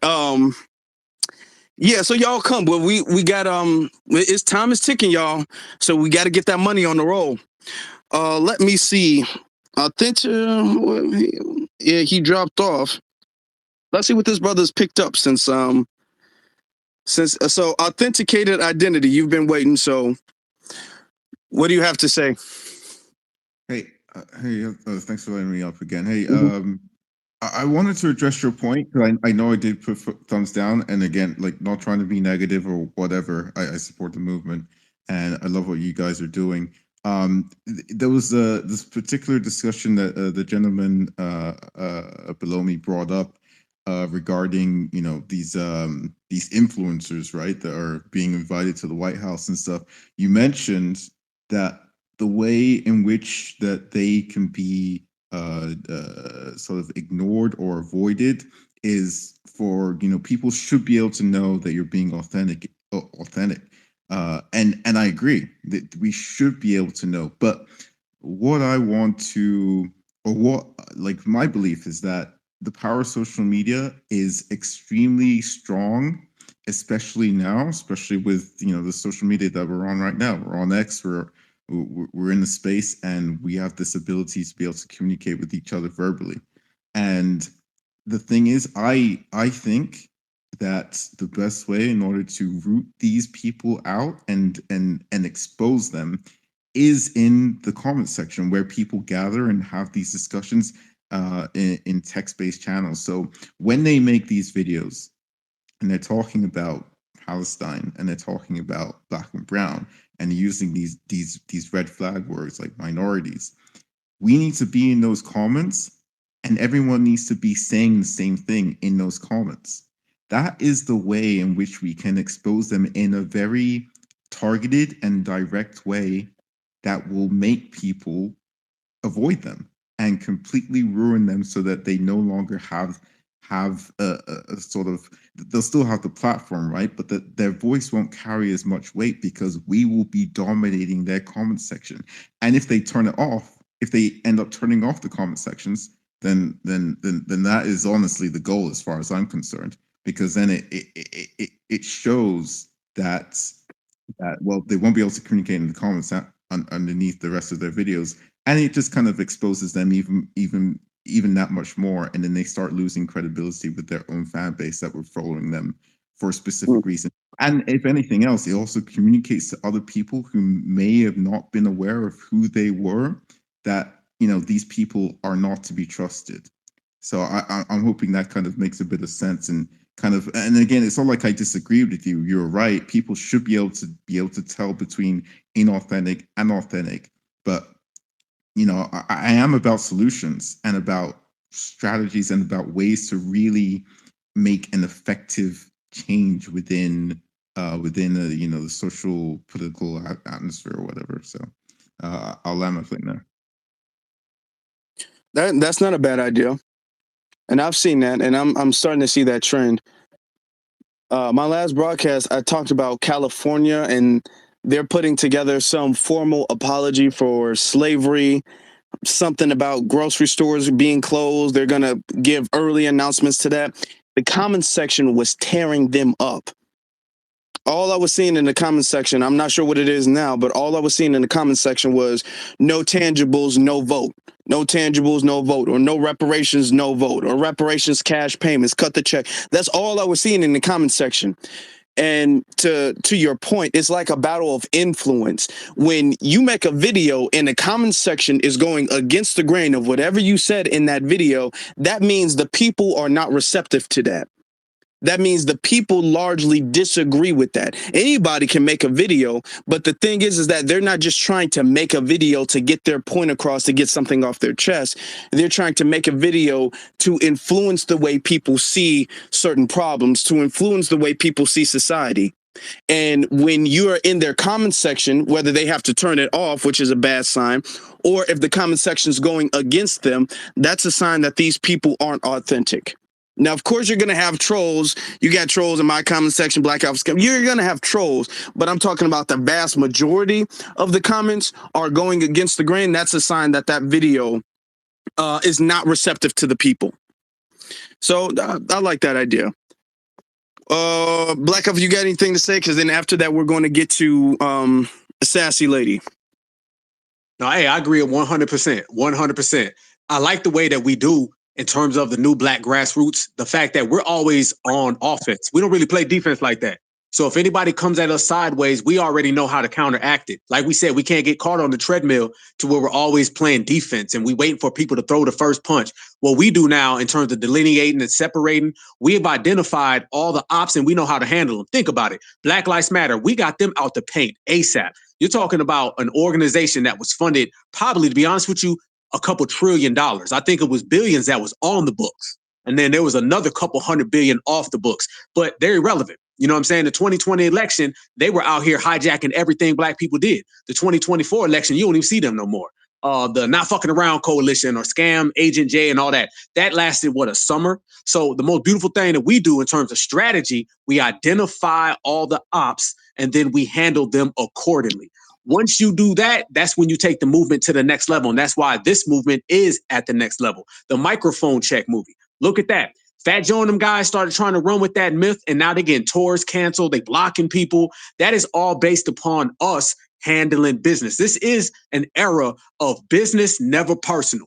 There's no emotion. Y'all notice that. Black folks today don't have all that emotion. We ain't out here crying. We ain't out here pulling the lever for the Democrats because the boogeyman. There's nothing that they've thrown at us that we have not seen ahead of time. We forecast it. We can project it. Once you have the ability to do that, now you have the ability to conquer all of the nonsense. So I stand with all the brothers and sisters who do it. I don't care if you're new Black media, Black grassroots, you got a Twitter page. If you are certified and you are on code and you can identify the ops, you've already handled the majority of the problems. The next step is just making it happen. Yeah, going forward, and first off, 100% agree.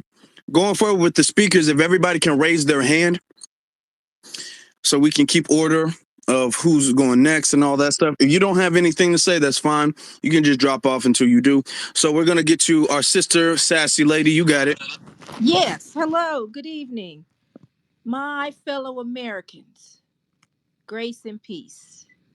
My brothers and sisters. Okay. I just want to say, let me get to it. So I've been listening, and some of the things I know we're preparing for the June 15th a rally, right? Okay, so, and I heard you talking about security, and there should be some Black American security, and I think you should be able to get them to donate their time in exchange for advertising their business, and they should be willing to do that, or at a discount. So who's ever doing that on that committee can work on that, with the security, because it is going to be very important, because we got a lot going on.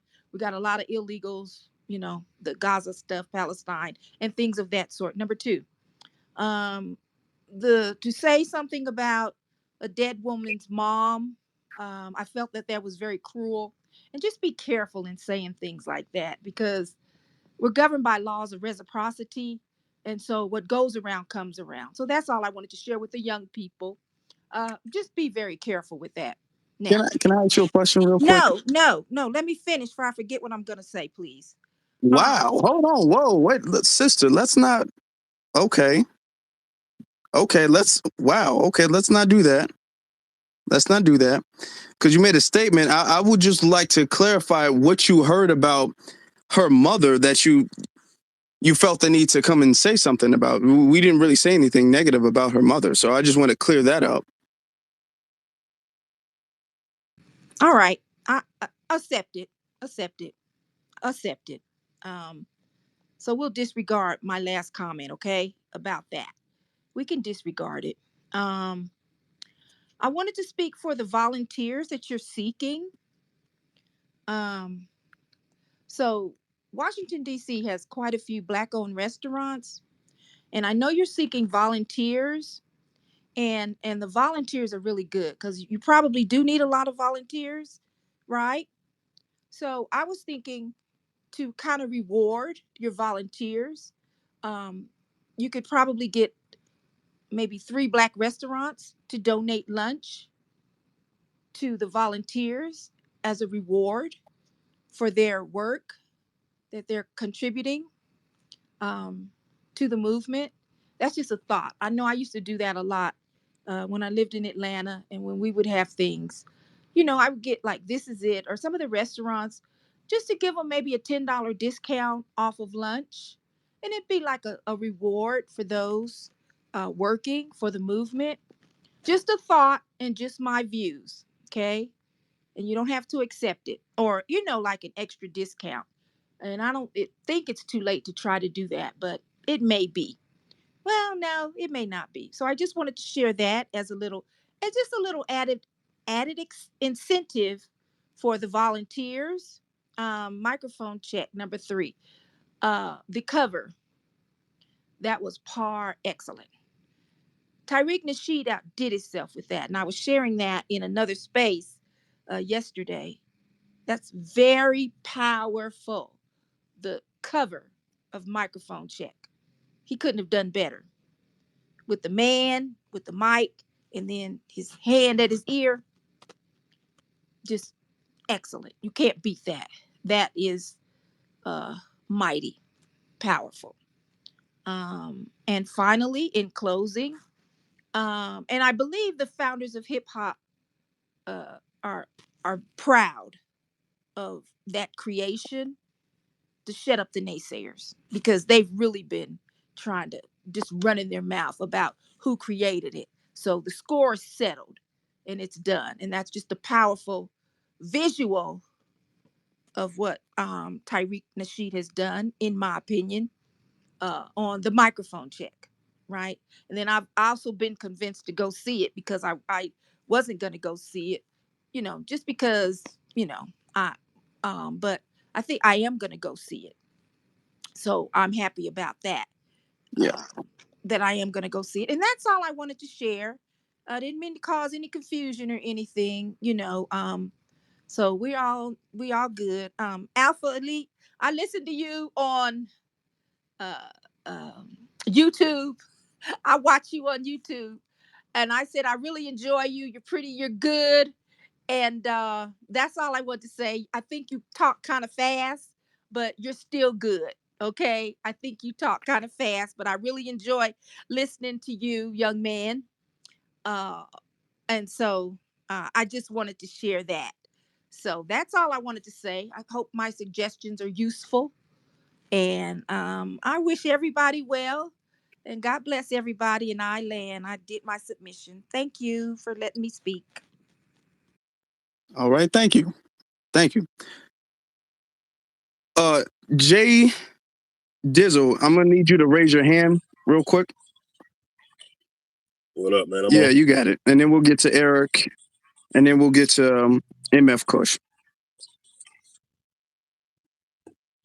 All right, man. I just want to say peace to the chat. Peace to everybody up on here. Afro Elite, Black Alpha. I fuck with y'all heavy. No Diddy. Couple points I wanted to make, though. First one is this. Like, every time we level up and we get closer to goals, the resistance comes harder. Pause. You know what I'm saying? Like, the resistance always mounts up when we start moving and making movement, because we have a lot of influence. So we have a lot of haters. So we should expect the resistance and continue to neutralize the resistance as it comes. That's what the new black media is about. You know what I'm saying? I seen that little thing that you did with Moist Mike, where you exposed him for the detracting agent that he is. That shit was flawless. That shit was very much needed. And that's how we have to continue to move, codified, neutralizing these detractors, because they're going to continue to mount up as we get closer to our goals, because they feel threatened by that. But another thing I wanted to say about the reparations, like just a suggestion that I think that new black media should start exposing the fact that we have a lot of these banks, a lot of these corporations, a lot of these insurance companies that made a lot of money off of slavery. So maybe we should also start demanding and putting that in the conversation, that when we're talking about the reparations payments, we're not just talking about the federal government who does owe us, but also these companies that still exist that are multi-billion-dollar companies. And I think if we put a little bit of the pressure on them as well, it might neutralize some of the resistance that we get from the dominant society. What you think about that? I think they owe. I definitely agree that they owe money. You know what I'm saying? All these, the banks, the Wells Fargo, the Chase, these insurance companies, a lot of these hospitals, if we're gonna be honest with it, railroad companies. I'm sure. Yeah. I'm sure a lot of the clothing manufacturers. Yep, all of these places. I will say, I don't necessarily think that that's going to lessen the resistance that we're getting. I feel like the resistance, I think, is going to stay the same. They owe, so we should be going at them. But the thing is that I think we should take this like kind of a step at a time. Necessarily, we have to understand that there's not going to be anything that's going to make it more palatable to the dominant society to give us reparations. Like, they're not going to be all like, well, we don't want the government to give you reparations, but we don't have a problem with Chase giving you reparations. Their issue is not where the reparations is coming from. Their issue is the fact that we're getting any reparations at all. So no matter whether we get it from the United States government, whether we get it from Chase, Wells Fargo, whether we get it from insurance company or the railroad, whatever, wherever, their issue is the fact that we're getting it at all. You know, so so we're just gonna have to accept that, and not that we should be going for it, but we're just gonna have to accept that.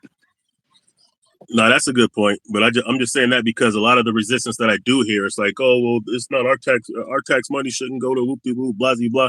So I'm like, oh, maybe some of them would be neutralized if they knew that it's coming out of these rich corporations, especially like maybe the poorer people who don't feel like they have a stake in the taxes or in the companies as much. I don't know. It's just something that I think we should, regardless, focus on the fact that, hey, these companies owe this money too. Yeah, and I agree. I definitely agree, because we are owed money by these companies. But when let's say we go after Chase, then it's going to be, hold on, well, Chase doesn't have money. They use other people's money. So why is my money going to your reparations when I put it? And then they're going to start pulling their money. I don't want to bank with this Chase anymore. I'm going to take my money out the bank. I'm going to move it to another bank that don't support reparations. Or if we do an insurance company, well, why? I don't understand. I'm paying for this insurance company so they can give it to the blacks. I don't agree with that. So then it's going to be a problem. No matter, they're going to come up with some reason, no matter where we get it from. You know what I'm saying? So that's true. Yeah, that's true. That's true. So either way, we got to continue to push it, man. Just the last point. We got to continue to push, because the way I see it is like this. We got to get them to say yes or no. We got to get that answer, because we can't just keep pushing this down the road another 100 years. I believe we'll get it, but regardless of the answer, we need to get that answer ASAP, because even if they did say no, at least now we can recalibrate and refocus and regroup, and now we can go with plan B. We know what that is. Yeah. Yes, indeed. Thank you, brother. Appreciate you. Black Alpha says, y'all got anything to say? Then we'll get to Eric and then MF Kush. I appreciate y'all patience. And then, no, not MF Kush. She's gone. It's 10. Then we'll get to her. All right. So y'all got anything to say before we move on? Yeah, I'll say something real quick. I like what that brother just said right there about not kicking this can down the road. That's got to stop. That's got to stop. Black folks would always get caught on the issue forever. I'm talking about the longest. It'd be 60, 70 years, and they still marching. We in this generation are getting away from that type of energy where we're going to march about something. Family, I'm not trying to see black folks marching in the year 2070 for reparations, like they was marching for justice and civil rights. Folks was marching in the 1950s and literally just quit marching when we showed up. Come on, that's wrong. That's unacceptable. So this is what we're trying to prevent. with our generation, because this is the real time era. You know what I mean? We say it, we go. There's no waiting around. We're intelligent enough. We don't have to sit here and study forever. We don't have to have paralysis through analysis. Well, all we do is sit back, read some books, and then watch a couple documentaries, and then we do that for 100 years. Let's get the information, let's attain it, and then let's take it out in the streets. I believe there's two brothers right here on this stage, me and my brother Afro Elite, and we're really the ones who brought in the black activists who you see every single weekend on our shows. And then you see us on our shows reporting what we just did physically out here in the streets in the real world. Real activist commentary, as my brother says. We're two of the people who really brought that to the game. And there's no coincidence that our brother Tariq Nasheed picked us to be right here at this rally for reparations, because we're bringing that type of energy. There used to be a lot of folks that would just literally fire up a YouTube channel and they would just talk about the issues and all that. We came to the game and we said, hey, listen, we can talk about it, but let's be about it. So I don't want to just tell y'all what I seen on an article. I want to tell y'all what I seen when I was there. Y'all seen my brother Afro Elite literally in Chicago putting in work. You see my brother Afro Elite and Black Alpha together in Atlanta putting in work all across the 50 states, no matter where. And it's not just us, it's a lot of other brothers and sisters. My brother Sage. Look at Sage right there in New York City, holding it down, be a whole lot of different places. This is what we're doing in this generation. We're taking what we've read, we're taking what we've seen, and we're literally going out in the real world, and then we're reporting it back to everybody. Y'all know I done been on the scene of hate crimes and everything. I've been out here. I was just down in Brunswick, Georgia, where the Ahmaud Arbery situation occurred, doing some studying, some research, and some investigative work physically out there. And I'm going to go and report on that. But it doesn't mean anything if we don't really move the needle. The times of just reading books and sitting still, that ain't doing nothing. So it's time that we take this movement to the next level and we make sure that whatever we say that we want, we have to have a quick, immediate goal to getting it. All that in my lifetime, I hope I get reparations. Man, that's old and outdated. If you running around here saying that you hope you get reparations in your lifetime or your generation, I'm going to tell you, you ain't going to get it. You ain't going to get it. All that I'm going to suffer so my kids live good, that's old. That's what folks were doing back in the day. And that's why we ain't got it tonight, right now, because folks was on that type of time. So what we got to do, y'all, we got to say what we going to get, and then we got to go out and we got to go take it. All right. What they say, respect is earned, not given. Reparations is taken, not handed to you. So we got to go get our reparations from these people, not sit there and explain to them over and over and over why we deserve it. The whole damn world knows what we go through because they're complicit in it. So if they're complicit in the oppression that foundational Black Americans have received since day one, then all of them are going to get the reparations snatched out of their hands when we say go. It's about being aggressive. It's about being proactive. The days of reactionary activism is over, and the days of activism that is front and center going forward is in full effect, and it started right now, the Black American Summer. You seen Microphone Check, and we're going to take it to the rally for reparations, and we're going to do this all the way until we cash in our money. Back to you, my brother.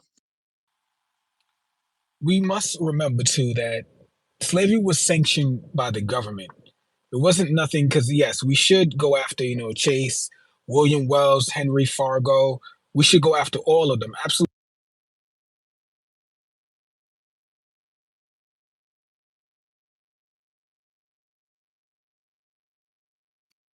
Can y'all hear Sage? He went out. Yeah, I lost him. Okay, Sage, we can't hear you. I don't know if you can hear us. We can't hear you. Okay, he's having technical issues. Nobody can hear him. Okay, we'll just move on because we don't want to slow the space down. So we'll get to Eric, then we'll get to MF Kush.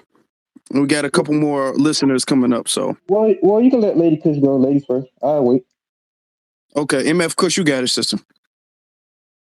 Oh, thank you guys. Peace, power, reparations to all the Black Americans in the room. Shout out to you guys. I heard you guys were talking about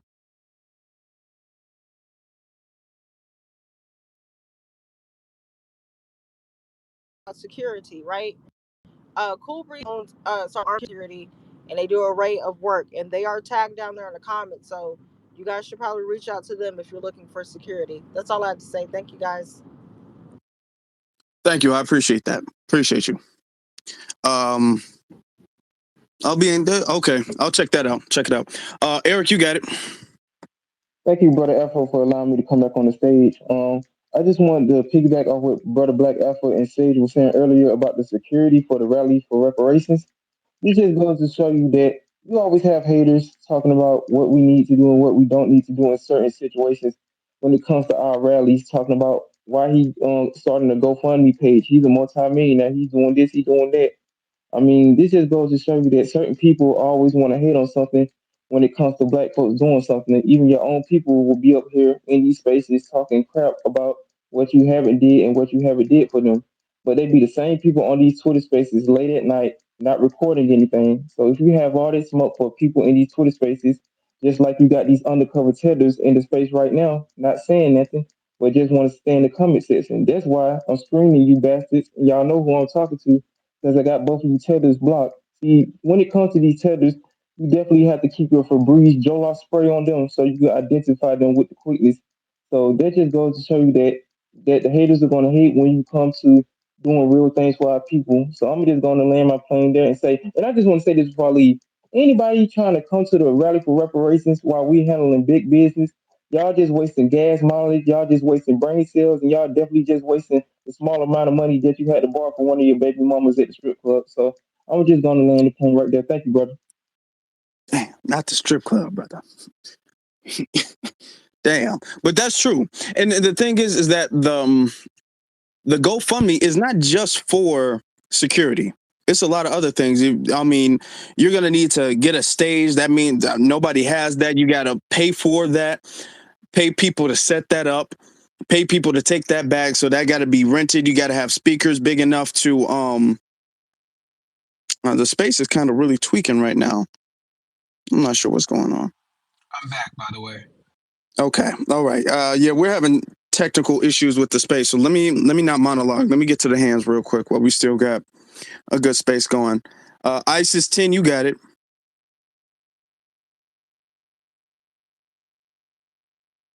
ISIS 10, you got it, sister. ISIS said, it's on you. Okay. Can y'all hear me? I can hear you. Yeah, we can hear you now.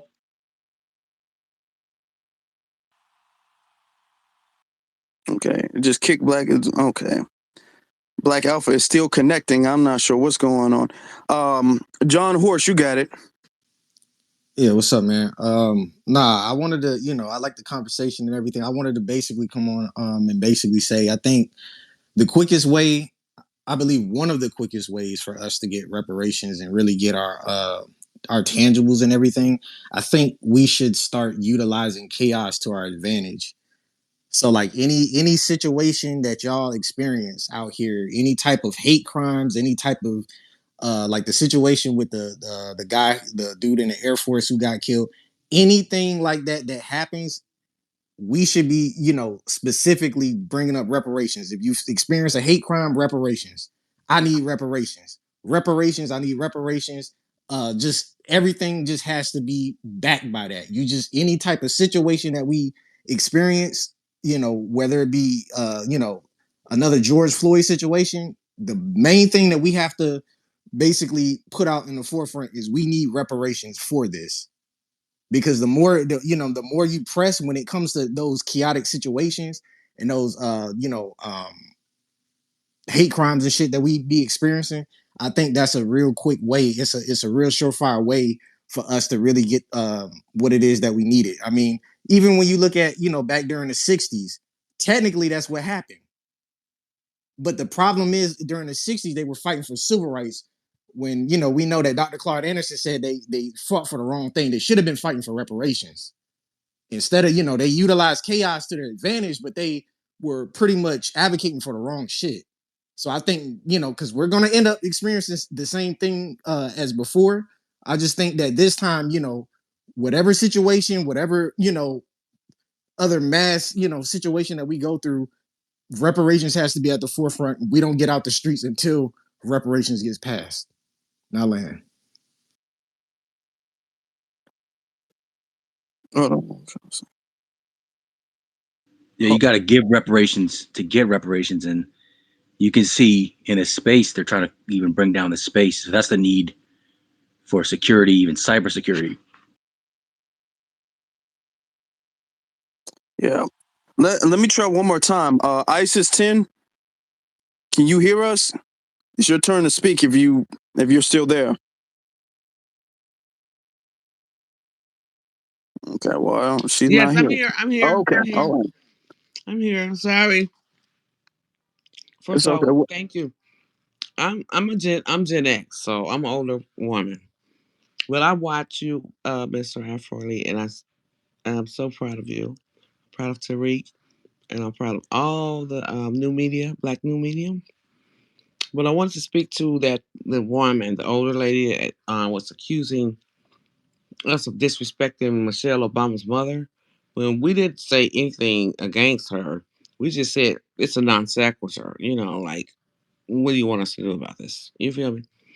But what I did want to, a point I did want to make was when the other gentleman brought up the fact that the insurance companies and all of the other secondary individuals who benefited from slavery and its inception, I think that absolutely we do need to, get at them at some point. But right now, I think we need to focus on the United States government because they sanctioned it. It was legalized. So I think our case and claim is against them first, and to get our reparation from the United States government with cash payments, anti-black bills, etc. I think we should focus and stay focused on that. And then once we get the ball rolling on, they cut the check on that, then we can go after the other secondary companies. You understand what I'm saying? So I don't think we need to be all over the place because I really believe that this can happen um, real soon. These people, they really know they know what they've done, and they know we are old, but they want to continue to benign neglect us. And I think that we also need to be very careful in how we spending our money, because no matter how much they do to hurt us, we cry, we pray, we march, sing Negro spiritual. Them people do not care. The only thing they understand is their bottom line. And when we stop participating in this filthy food they serving us, and these other holidays, and that we are upholding the very system that we're complaining about. You know what I'm saying? So come up out of that and spend as least money as you can with in their companies and organizations. And so they don't understand about but nothing but bottom line. So I'm just gonna say that I think we really just need to focus on our complaint is not with um and I know it's fun to have the little conversation and ask different races of people, what do you think about reparation? What do you think? It doesn't matter what any of these tellers think. The fact of the matter, they wasn't there. But it's entertainment, and and we would like to know who is on our team or not. However, our complaint, none of them were here. Our complaint is with the United States government. But it's good to know that if the Mexicans, the Dominicans, or the whatever type of different races or people who have come over here because of the fact that we fought for them to get here in the Civil Rights Bill for immigrants. And in fact, they came over here and benefited and then sidled up with the dominant society. So we know who's on our team, which is no one. You understand? So it's good to know when other video like Tariq and everybody else speaks to them and let them speak their truth on how they really feel about us. I was absolutely flabbergasted because of the fact of the matter is when I was raised, we was like Africa, Africa, Africa. We was doing the red, black, and green. And in college we actually stomped for to free apartheid, Mandela, and everything. I don't care. I can age myself, but we actually was fighting for these people. But now once they got here and to turn cold and have such vitriol, the hatred.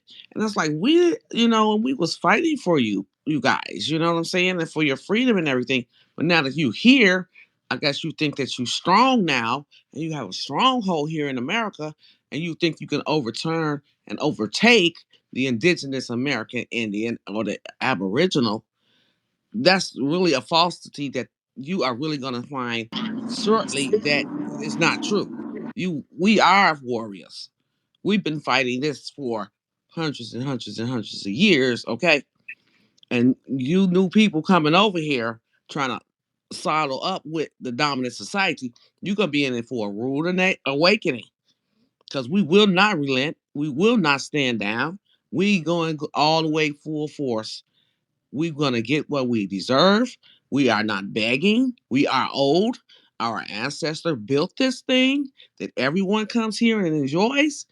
Yet we don't, and they come and bringing these people over here to pile on top of us to complete and smash us to the complete underclass forever.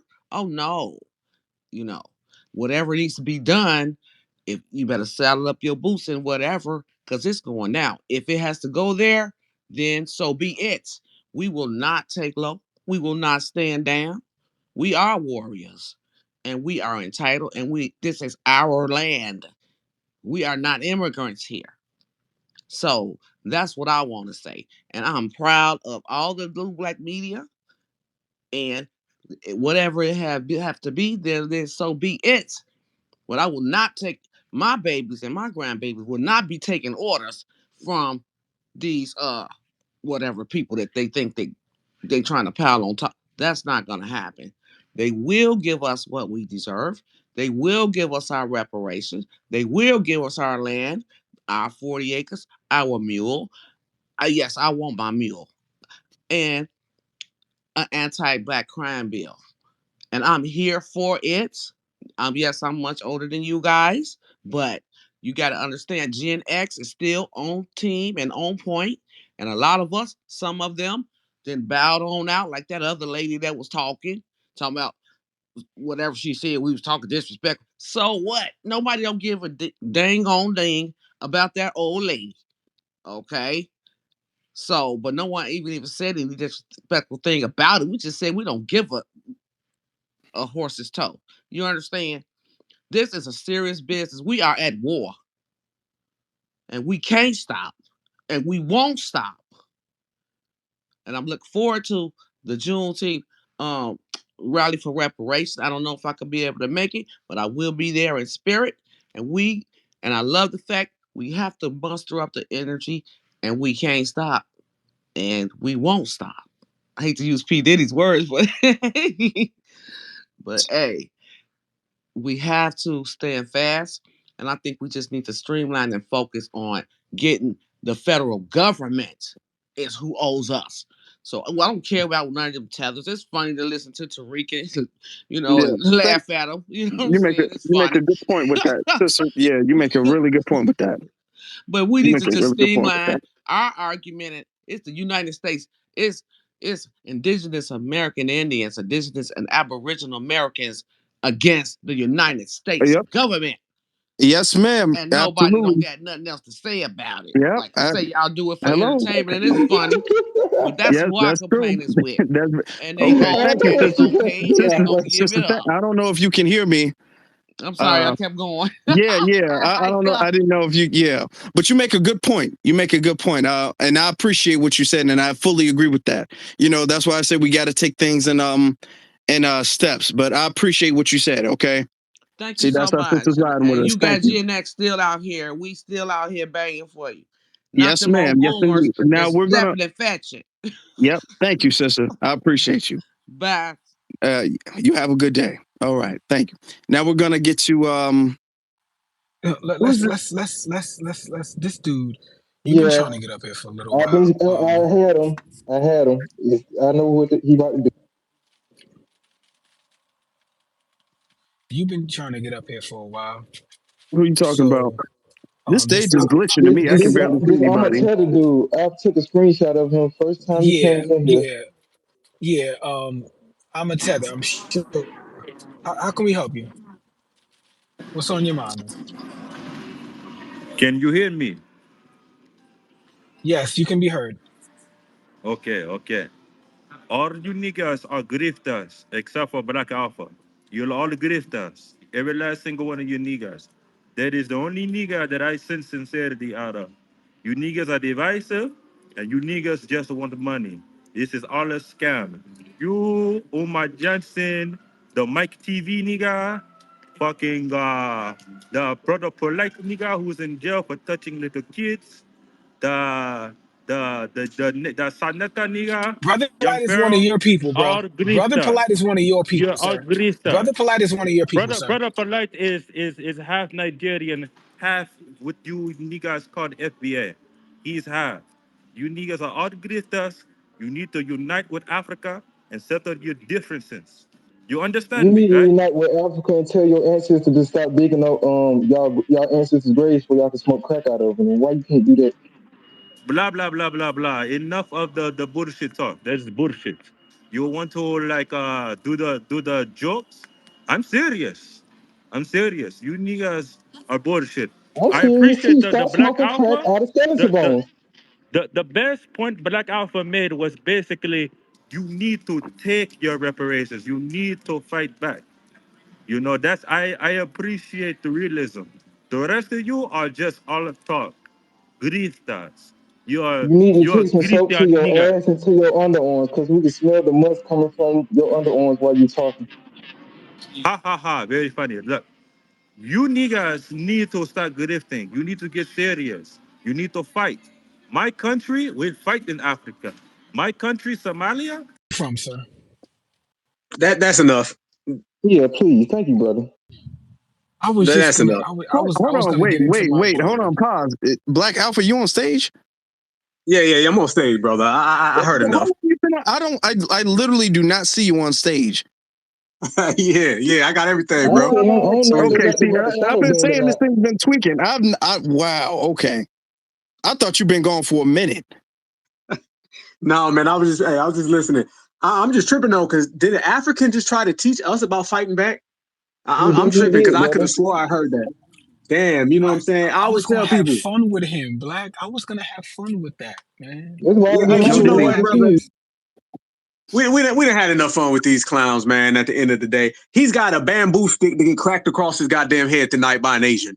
We ain't got no time for that. The bamboo stick is waiting on Mr. Mutombo, so he gonna get that stick cracked across his head tonight, man. And he'll wake up tomorrow and then get a bamboo stick cracked across his head by Mr. Abib from Saudi Arabia, and then the guy from France is gonna do it. And this is the same story over and over and over again. You know what I'm saying? So he need to worry about getting in his homeland and getting that all situated and foundational Black Americans. We good over here. Like I tell everybody, they may take over South Africa, but I bet they won't take over South Chicago or South Memphis or South Nashville.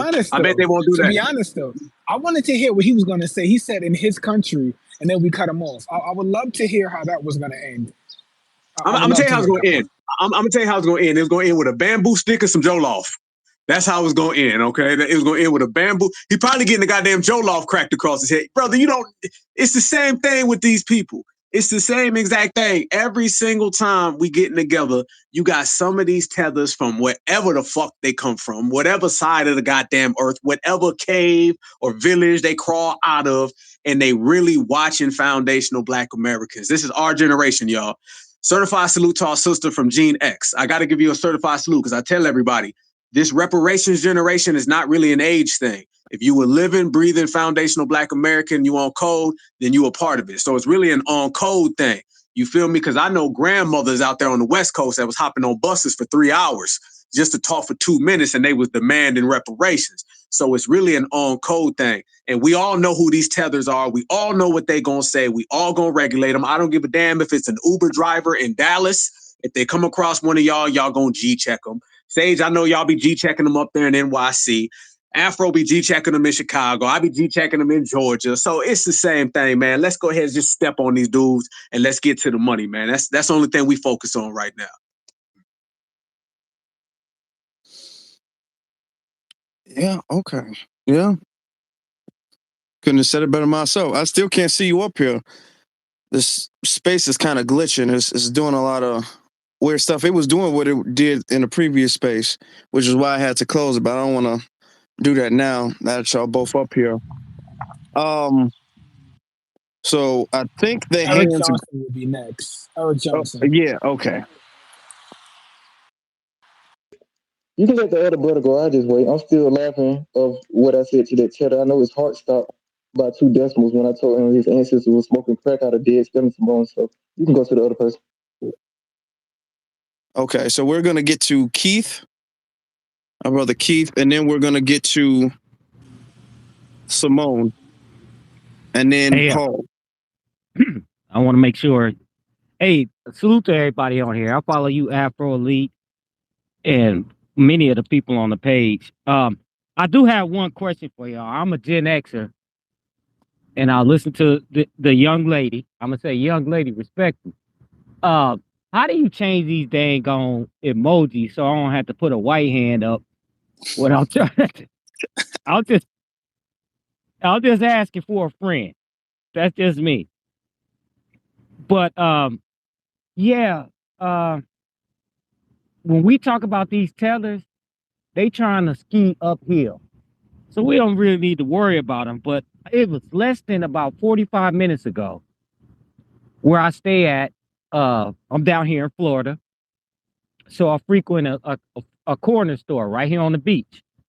And it was a bunch of Latino guys out there acting a fool.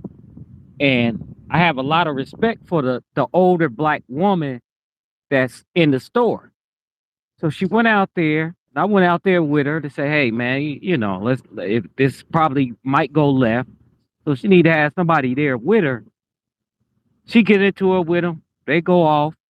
I said, "This is the problem with having open borders." Now we talk about the tethers, but these baby boomers, they just as dangerous. She started offending the tethers that just went in on her. Talk about they coming over here. They coming over here to get work and job. I was like, do you understand the whole, are you can't see the forest for the trees? I was like, them people, they ain't respected you if I wouldn't have been standing there. So why are you standing up there defending them? And they talking about, well, would you do them jobs? He's talking about, would you do them jobs like picking fruit? I was like, don't nobody do that no more. And do you realize they got subsidies? Keith, let me jump in for a second, Keith. There are people that live in Mississippi, that live in South Carolina, that live in Alabama that still pick fruit. There are I, foundational Black Americans that do that. I get it, but they ain't doing it for pennies on the dollar either. They're just not. And that's what I was trying to tell her. And the fact that they're not even going to cities and picking oranges, like if anybody got any years on themselves, will know what I'm talking about with as far as they used to do the sharecropping and coming across the border on buses and then going back in the evening. A lot of people don't know that.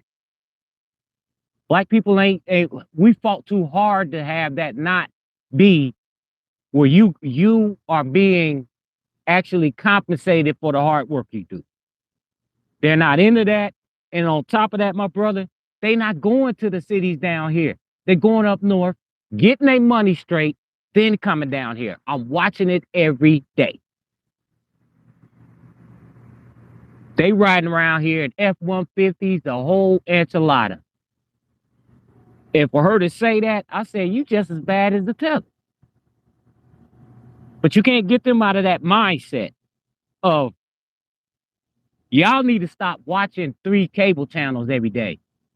It's too much information out here that y'all don't want to, they don't want to absorb it. I'm pretty sure she got grandkids. She not thinking about them. She thinking about her running out there. And the guy that owned the store is an Indian dude. You protecting his property. Before you would stand up there and stand with me and say, hey man, this ain't a good thing. Not only for us, but for the kids that come behind us. They are so blinded by that, man. They are so blinded by that. I just wanted to drop that on there because a young lady that came on before me was saying, I guess I'm considered Gen X. I was born in the early 70s. And I get so tired of them. I'm like, yo, man, y'all the problem. Well, we got the tellers then piled on. And we got a bunch of old broke, wore down, geriatric people telling us what we need to be doing. When I get to be broke, wore down, geriatric, I ain't gonna be acting like that. And I'll land my plane with that. Thanks for letting me come up. Absolutely. No problem. No problem at all. Simone Samham, it's on you.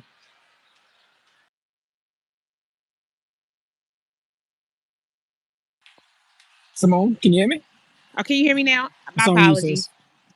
When I Yes. first Yes, came up, I ma'am. was You just, good. going to give y'all a certified salute, but the tether threw me off. Like it's the audacity of these people to always come with so much disrespect and talk when we being hateful and this and that. But we're never in their spaces. We're never trying to disrupt the things that they allegedly are trying to do. That they're never somewhere doing, like fighting for their own countries, fleeing be back to where they came from. But they're always in our mix, trying to figure out what we're doing, always trying to disrupt our mix. And so I just wanted to say that like really annoyed me and agitated me, the audacity of the disrespect of these people.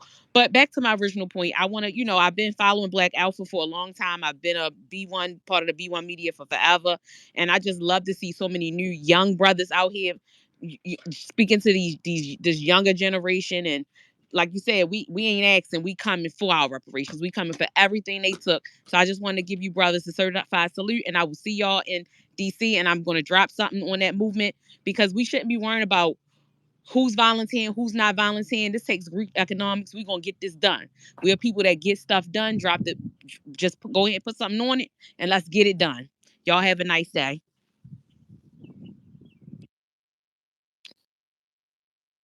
Appreciate you, sister. Thank you. Thank you. If you still here, can you tell us where you're from? I think I know where your accent is from, but I don't want to get it wrong. I think Everybody does I know that. where your accent is from. Originally I'm from New York, but I lived in North Carolina, but I am from Baltimore. I I claim know. Baltimore because I sound just like the people. My grandmother told me not to drink the water and marry the man, and I did both. So I'm a certified DMV now.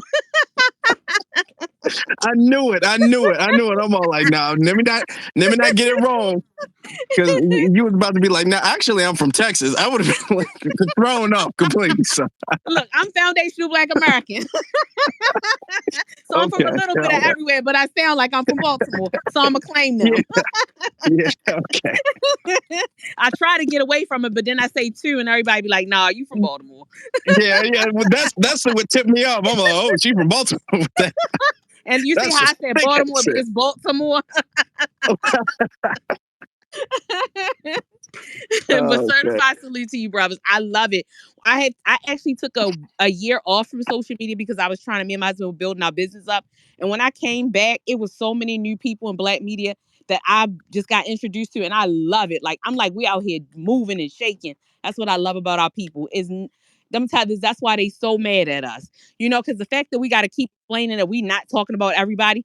I'm at the point where if the shoe fit, wear it. I'm not keep on telling y'all that we ain't talking about all y'all. And I'm gonna land my plane there so somebody else can come out. Thank you, brothers. Thank you, sister. Paul Thompson, you got it. Yes, respect and love to everybody on this call.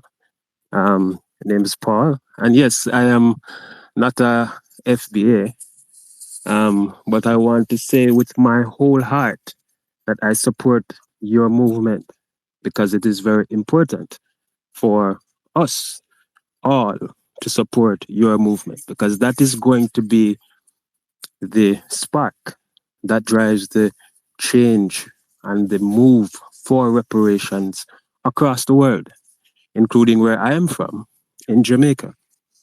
Right?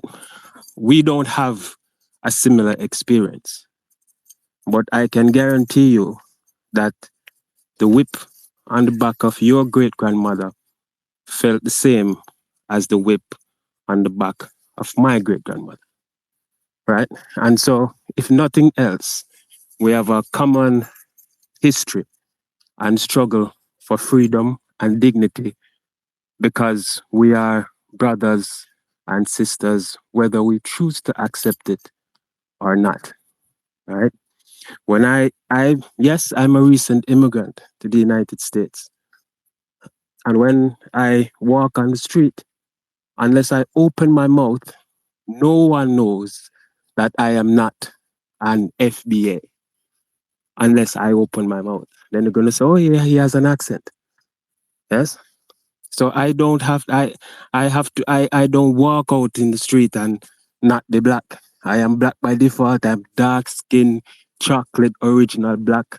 My father was born in 1910. He had me when he was 66 years old. That means that my grandfather, that's my father's father, was the first generation of person who was freed, was born a free slave, born free from slavery, right? So we all have that history, and I just wanted to come on this platform and let you guys know that I support what you all are doing, not only with my mouth, I'll also support with my money as well. All right, that's it. Thank you, brother. Appreciate that. You see how positive the this non-FBA is, talking about he's going to donate to the FBA rally, versus the other non-FBA who came earlier saying that we've been hateful and we're divisive and we hate Africans, you know what I'm saying? And this one's coming up and he's backing our play, you know, because for the greater movement of dismantling the system of white supremacy, all black people, FBA and non-FBA, need to be on board with this. But you have a lot of short-sighted, narrow-minded, and self-sabotaging non-FBA who come up and they disrupt everything, okay? Because of a deep sense of self-centeredness and self-hate, honestly. So I definitely got to salute the non-FBAs who go against that grain and who support the FBA movement and the larger movement of dismantling the system of white supremacy. So whatever you put on the GoFundMe, I appreciate that, brother. Thank you. I don't know who is even on the stage. It's saying everybody's connected. I'm not sure who was I on the got my stage right hand now. up, Afro. I don't I know if you can got see you. it or I not. got you. Okay. Go ahead, Eric. Go ahead, brother. Oh, my bad. I just wanted to say salute to Brother Paul because there's only a couple of few riders out here that's actually gonna open their mouth and say something. You know, like my brother Kid Gravity, he always holding it down for the B1 Brigade, and that just goes to show you that. I mean, let me just say something because I don't really go in these spaces like that no more because you know people just be talking about the same thing every day, talking about they hate this, they hate that. They want people to go back to their homeland and do this and do that. I can separate a tether from a brother like Paul because his topic points is very on code and very near, you know, to black people all over the world who actually has a brain and who actually want to process something different in their homeland, let alone not just see the same shit happen to us in America, let alone in their countries.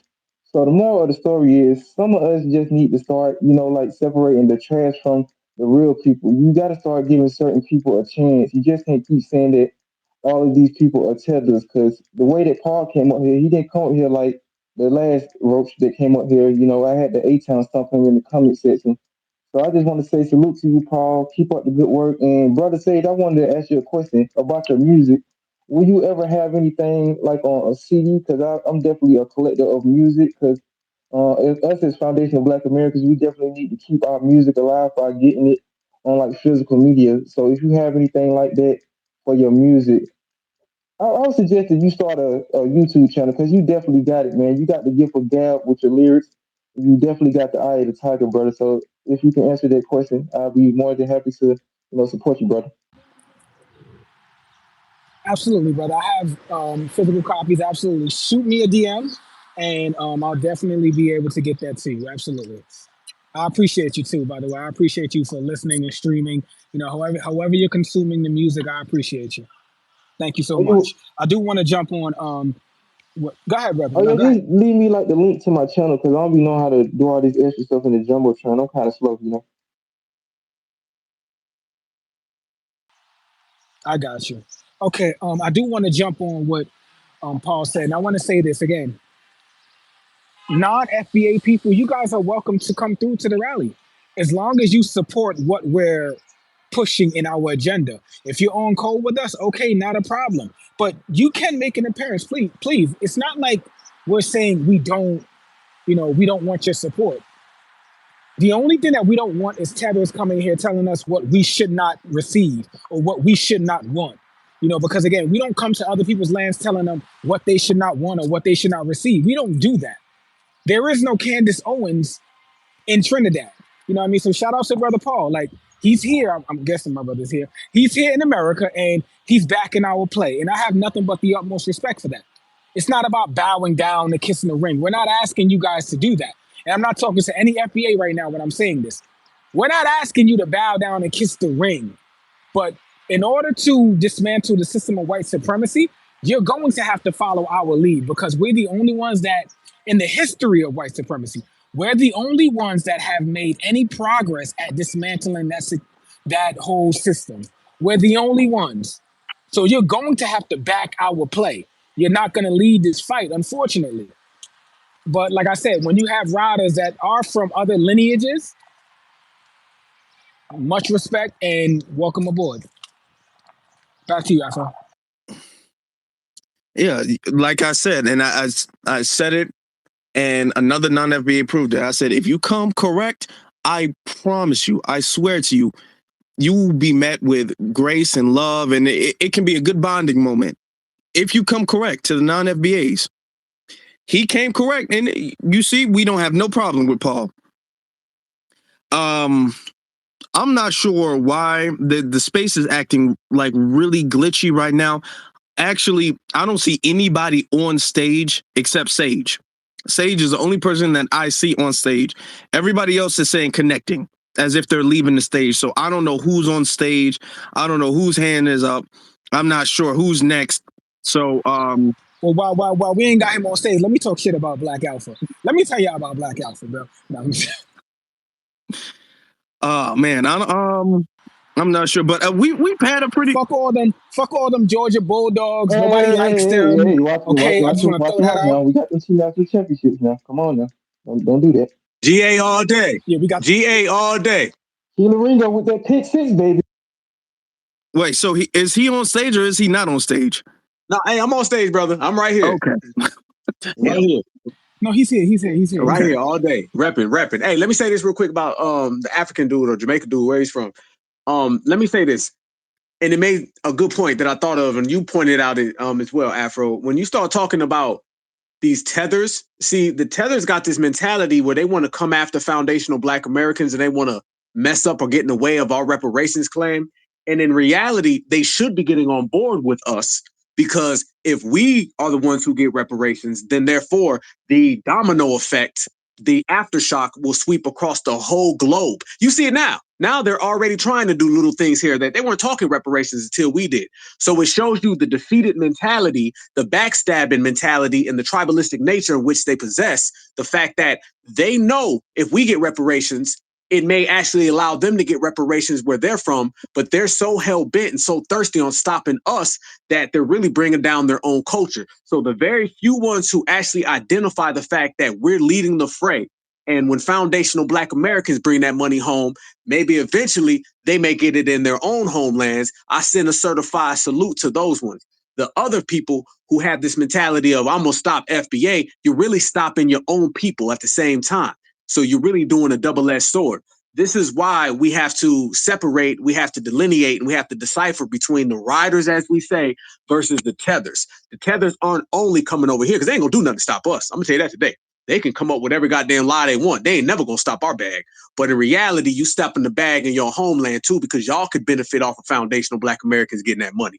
So the tribalistic nature continues, and foundational Black Americans, we got to do just what we do. Like our good sister said, we got to get to the point, man, the shoe fit, wear it. Shit. Hey, if you real, you're going to expose yourself. And then the fake ones, they're going to expose themselves. And the only thing we got to do is continue to stay on that highway, foundational Black American, top, drop back, and get to the money. That part. That's all I want to say, brother. I want to say this too. I want to see, and this is Sage speaking, I want to see all Black people win across the world. I want to see all, A-L-L, all. But the one thing I will not tolerate is another Black person coming here, like that African dude came earlier, and telling us what we're not supposed to do or what we're not supposed to get. That's one thing I would not tolerate. But again, Hey, I would do somebody want to call on see the me? system. Sage is outlaw for 2 minutes. Okay, we have order here. You'll be called on in time, sir, ma'am. We'll get to you. What was I saying before I was rudely interrupted? Um, um, yeah, I want to see all people win. I want to see the system of white supremacy dismantled. And that's going to take not just the foundational, it's going to take the black across the whole damn world. I don't want to use that word diaspora. It's going to take blacks across the whole world to dismantle that system. So again, I want to see all win, but you're not going to come here wagging your finger and telling us what we should and should not do. That's not going to happen on my native land when my people were used as slaves to build this country. It's very disrespectful to do that. So, I'm going to go to, okay, Outlaw, go ahead. Go ahead. It's on you, Outlaw. Yeah, so I'm from Colorado, so I'm not connected to the Dallas movement, but like as we've been pushed in our territory into Pueblo and Colorado Springs and Denver up here. We don't really have a lot of immigrants in Colorado Springs or in Pueblo, but I just want to let you know that as far as genetics. Okay, hold on for a second, Outlaw. You said the Dallas movement. What do you mean by the Yeah, Dallas movement? I'm having a I'm brain not fart. What you connected said. to your jurisdiction. I'm Hold here on, in Pueblo. hold on. So old Mexico Hold on, used to hold go on, up to where I live. hold on, sir. Hold on. You said the Dallas movement? What do you mean by the Dallas movement? All right. So there's no Brown Lives Matter. Are you serious, man? Where you from? You said Colorado? Yeah, I'm from Pueblo, Colorado, specifically. Okay, go ahead, sir. Go ahead. Yeah, so we don't have a Brown Lives Matter movement because the truth is that brown people are different than black people. And I think that people need to realize that right now you see somebody who's brown skinned and you might think that they are okay, Afro, sir, who's brown, sir? Who are these brown Negro. people that you're speaking of? Who What are these is brown going people that you're speaking of? Latin Americans or Hispanic Americans.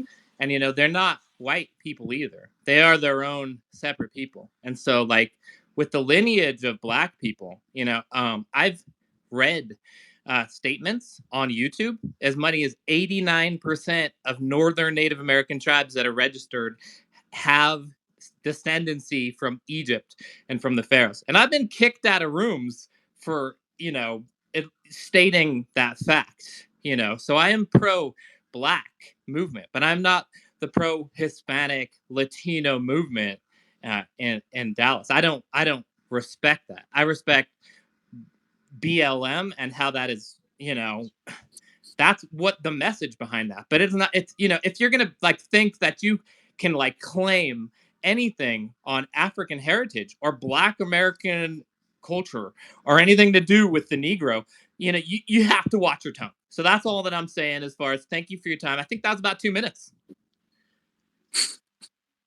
Lord Jesus Christ! Please, somebody say something. Okay. So let me get this right. Well, let me ask. I have a few questions for you, Outlaws. Are you LGBT, brother?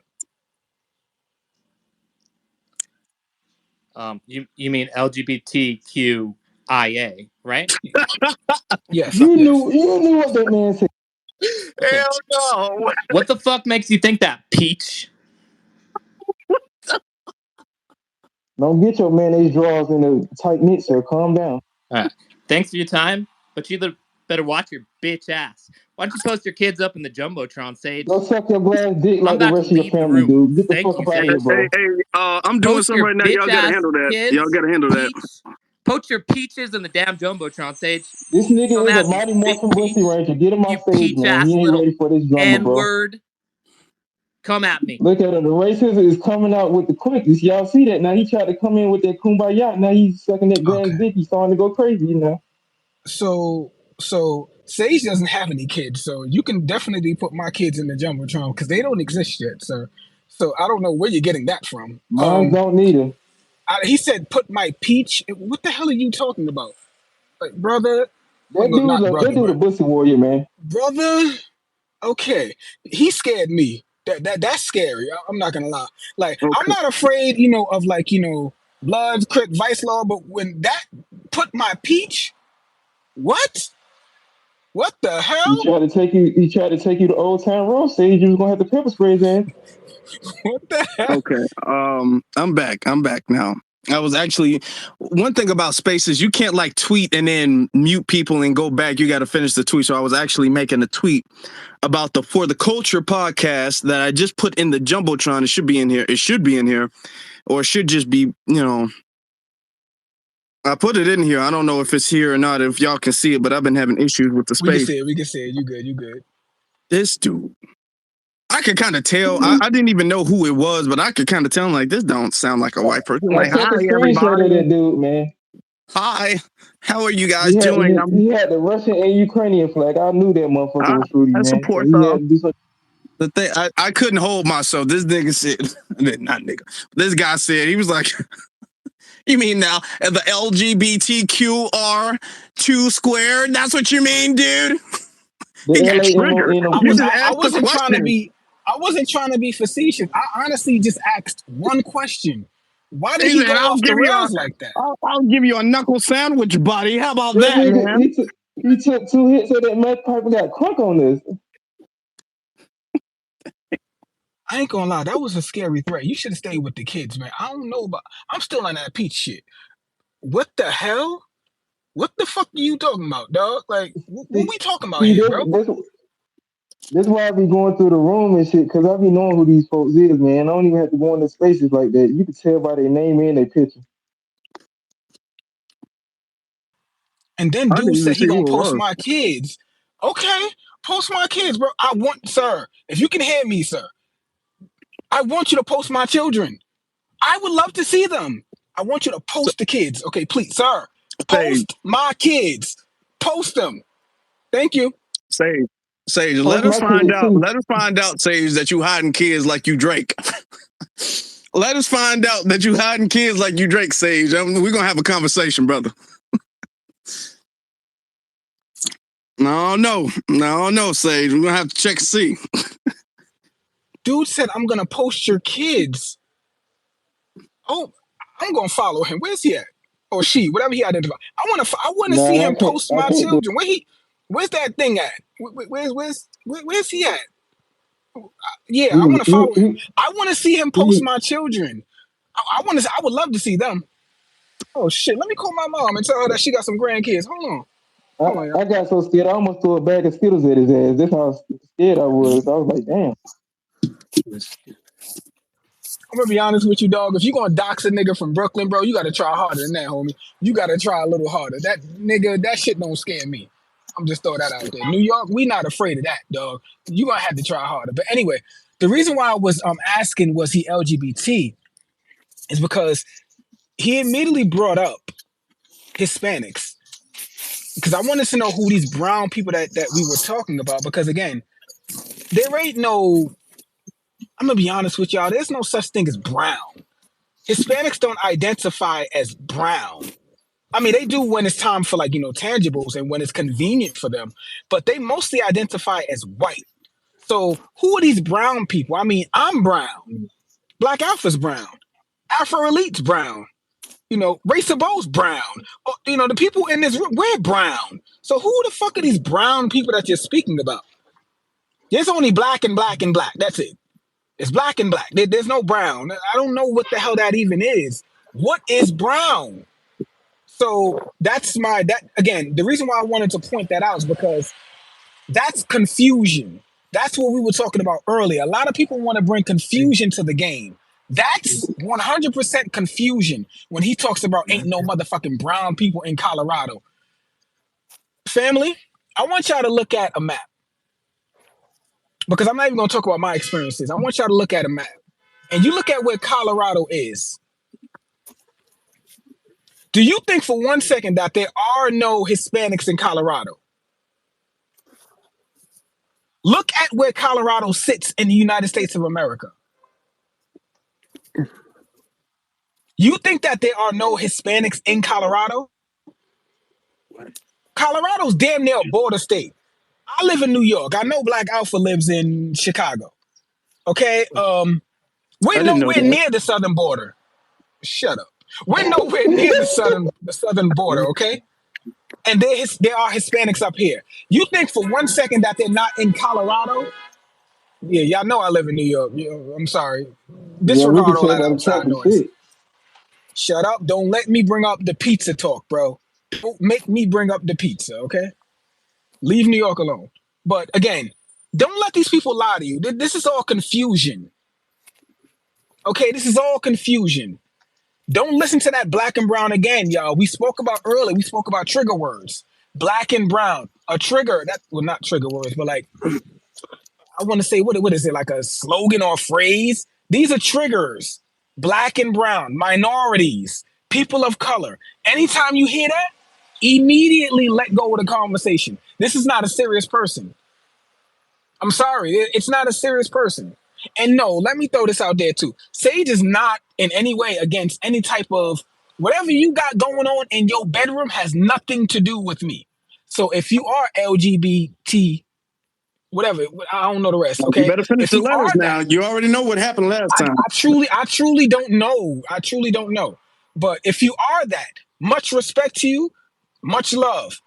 I'm not invested in your bedroom. I don't give a damn about what's going on in your bedroom. I want to make that loud and clear. I don't care. Okay? And personally, I don't want you in my damn bedroom. I don't want you caring about what's going on in mine. Okay? But whatever floats your boat, there you go. Do not bring that to the forefront. There's no such thing as I'm black and LGBTQ or whatever. You know what I mean? Like there's no such thing as that. It's you black. That's it. You black. Because white people don't say I'm white and LGBTQ. They don't say that. Okay? So again, we need to have the same energy. Do not come to me with your sexuality first. And I won't come to you with mine first. Back to you, Afro. I think this space has been pretty well.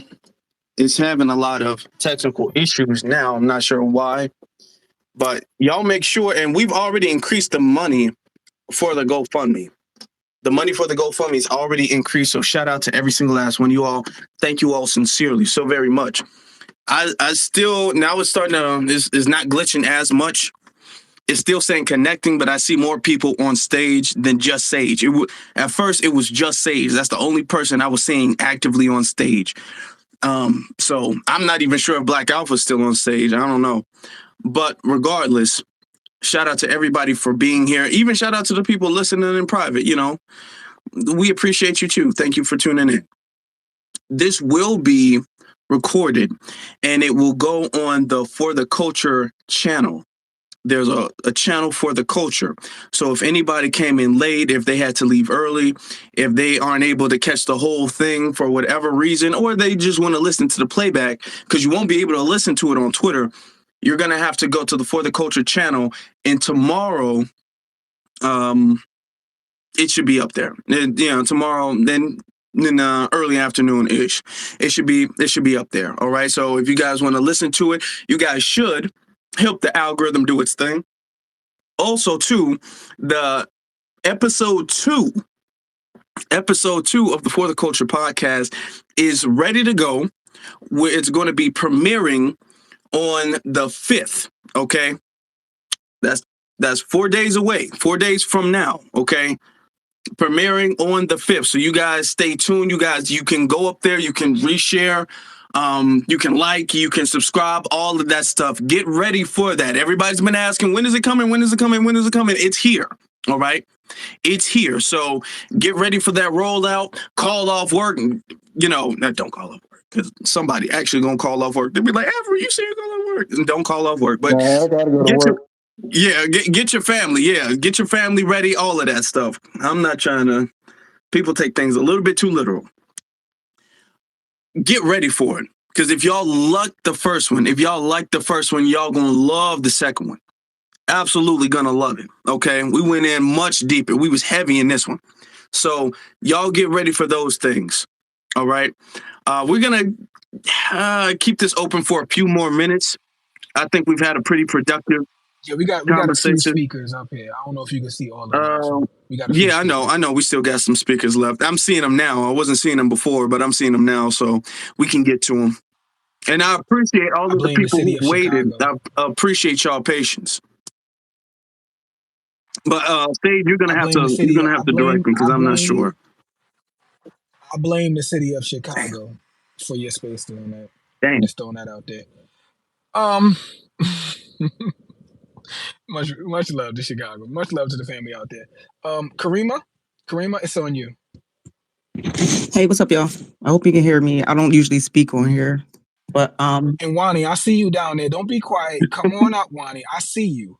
yeah, Bring your ass up here, Wani. I see you. I don't even know how I became a speaker, but I was just going to quickly introduce myself. I didn't have too much to say. I was just really listening, and it was kind of glitching earlier. It was like just no Is audio. Karima But speaking or am I in the Matrix? can you hear me? It must be Can you hear me? I can hear you. I can hear you. Okay. No, I was actually a Can you hear listener. Karima? I don't know how I became a speaker, but I'm from Karima. I'm from New Jersey. I was just listening in.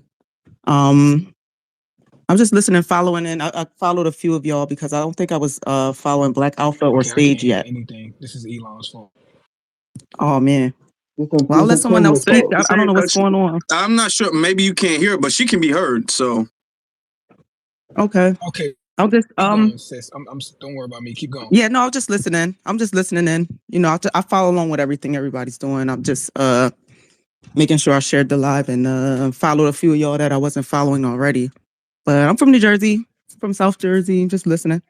I don't know how I became a speaker. I don't want to, ramble on, but I'm just going to listen. okay. Well, thank you, sister. I appreciate that. Yep, you're welcome. Right. So, let me see. All right. Okay. Cool. Oh, we got a sister Wani here. I didn't even see you the whole time. Okay. Now I see you on stage. Wani just came up. Okay. I didn't notice. Okay. Sage, you're gonna have to keep track of the hands because I'm not sure who's now glitching again. So Yeah, you know who's Wani next? up here already. You good. Eric, unless you got something to say, I'm gonna throw it to Wani. You got anything you want to add? No, let Wani go. Black, you still here? I don't know if Black Alpha's still here. Shout out to like the 30 to 40 people that's in the sneak listener section. Shout out to y'all too, man. I appreciate y'all for coming through. Go ahead, Wani. No, I was just listening. I just wanted to say thanks for hosting a wonderful room and protecting the culture. Well, thank you so much. Thank you for listening and supporting. I appreciate you. Wani, would you be able to make the rally by any chance? Will you be I'm making not blessings with your sure. presence? I'll know closer to the time, to the date. I'm working on it. Thank you guys. Keep us posted. Definitely look forward to having you. D, it's on you. Hey y'all, peace and reparations. Just wanted to tell y'all about the glitching. You probably need to update the app. So go to the App Store, your little Apple Store, because I just did an app update. So that's probably why you're still glitching, because you're an old version of that. Thank you so much. We'll do right after. I don't know if the App Store is available in Chicago though. That I don't know. So he might have to leave the state in order to update that. But that's neither here nor there. Yeah. Okay. And that say he's taking shots. He taking shots. Okay. That's how you feel. It's okay. It's okay. You feel that way. I'm not sure why the thing is glitching or whatever. Everything was fine before stage came back up. I'm just not gonna lie to you.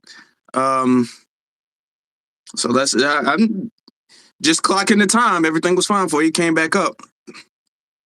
I'm just gonna be more careful with my co-host next time. That's what I'm just gonna do.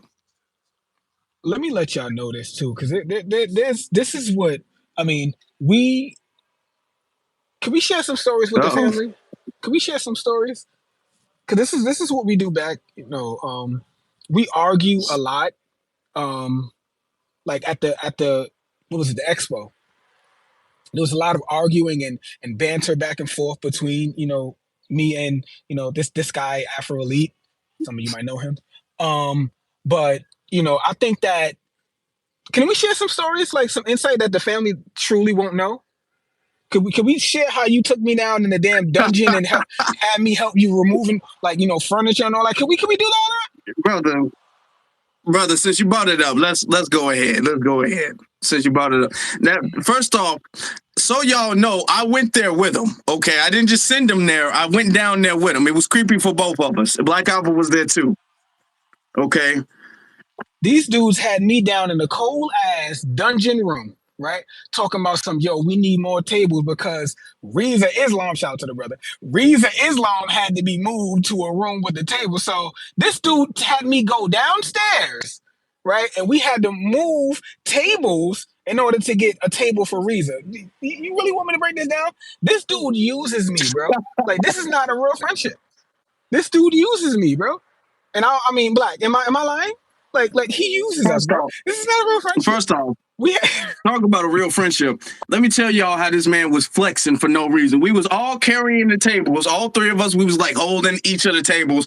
The second he got where people can see him, he's like, I got it. I can do it by myself. So then he start carrying the table by himself, trying to flex his muscle shirt.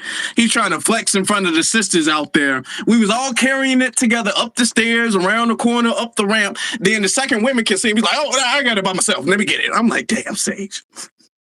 Damn, why are you trying to do First of all, shout out to the FBA women. Much love, Sage loves you. I know you do. And will continue to. Then you throwing me off. That's not it, by the way, too. That's not it. I can name a lot more than this man made me do. But I came there to enjoy myself. I was supposed to be like, just walking around and enjoying the FBA Expo, which it was dope. It, big ass space, had a lot of different rooms, whatever the case may be. But I got put to work. So, much and in all honesty, y'all, this is all jokes. I love the fact that I was able to help out, because when the family needed the help, a lot of people flaked. And one thing I do want to say, this is on a serious tip, I do want to say this: if you're gonna volunteer to help out at the rally, please show up and help out. Don't have us put your name down on the paper stating that Jimmy's gonna help out, and then Jimmy just don't show up. Like come and help out. Honestly, we need it. In all honesty, we truly need the help. If you guys knew, and I'm gonna keep this 100% real, if you guys knew the hardship that went behind things at the expo, honestly, the expo probably would not have went down so smoothly had it not been for us three on the stage. In all honesty, and I know, like, I don't want to take away anyone's credit, but a lot of the backstage stuff was it was very chaotic. And shout out to Queen for allowing us to take away Black Alpha. I know she was by herself most of the day. Shout out to her for standing on her own and being by herself. But there was a lot of stuff that a lot of people just didn't show up. We had a lot of volunteers and a lot of people just didn't show up, so the help was needed. And the help may be needed in DC, and I'll be there obviously to do my part. I just, for the people that's volunteering, please be there, please show up. If you want a picture with Tariq, we'll get you a damn picture with Tariq, whatever. If you want a picture with Reza, we got you. Just let us know. But please show up and be there and be ready to work. The same like you would volunteer and help out these others is the same way that you should help out us. And with that, I'm gonna land. Yo, let me jump in real quick because y'all boys crazy. Hold up. Let's go ahead and put some facts on the table. Do not leave out the part that we went down in that dungeon to find that table, and then we got upstairs and there was one right there that we could have took the whole time. Y'all don't leave that out. Don't leave that out. All right, there was a table right there that we could have just went and got, but we went down like 5 sets of stairs into a dungeon and carried one up, and we could have easily just got the other one. But no, all jokes aside, our brother Sage was absolutely correct. We did put in a lot of work for the Rally for Reparations, man. And this is why we all three, the Vanguard, these are my two real close brothers. And if I don't hear from these dudes, I'm going to blow their phone up, Sage, Let it be more than 2-3 weeks, brother. I'm coming for you. You know what I'm saying? But these is my bros right here, and we put this together because the rally for reparations is coming up, and it's not just about us, speaking about it. It's about us being about it and putting in the groundwork, the stuff that's really off the camera, the real gritty work that got to be done to keep the movement afloat. This is what we like to put together. You know what I'm saying? So I do want to see everybody there at the rally for reparations. Me and my brother Afro Elite, we gonna be speakers there. We came and got it. My brother Sage is gonna be right there with us, putting in work. Y'all make sure y'all go cop his music, all right? Because I'm bubbling up something with my brother Sage's music. You know what I'm saying? Because that's got to be the soundtrack for this whole foundational Black American movement. So everything's got that FBA stamp on it. It's signed, sealed, and delivered. I don't give a damn what you do.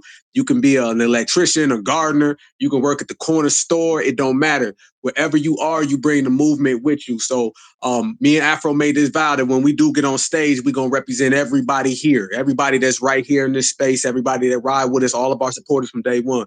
We're going to make sure that we bring that energy to the stage, and we're going to be what we've always been, and that's the voice of the people, not somebody that you see from a distance, you see from afar, somebody that you could really come and connect with. My brother Sage was in New York City, and there was a lot of people dapping him up. Hey, Sage, what's going on? Right there with the people. My brother Afro was in Chicago, and a lot of people was dapping him up. I was in Atlanta watching the movie, sitting down in my seat, and I heard people saying certified salute. I'm looking behind me like, damn, people standing up saluting me. But that's just the energy. It's all about being the voice of the people, the people's champions, real Black activism, not somebody that you don't really get a chance to see. It's somebody that you get a chance to actually walk up to, dap, and hug. So this is going to be a very, very important summer.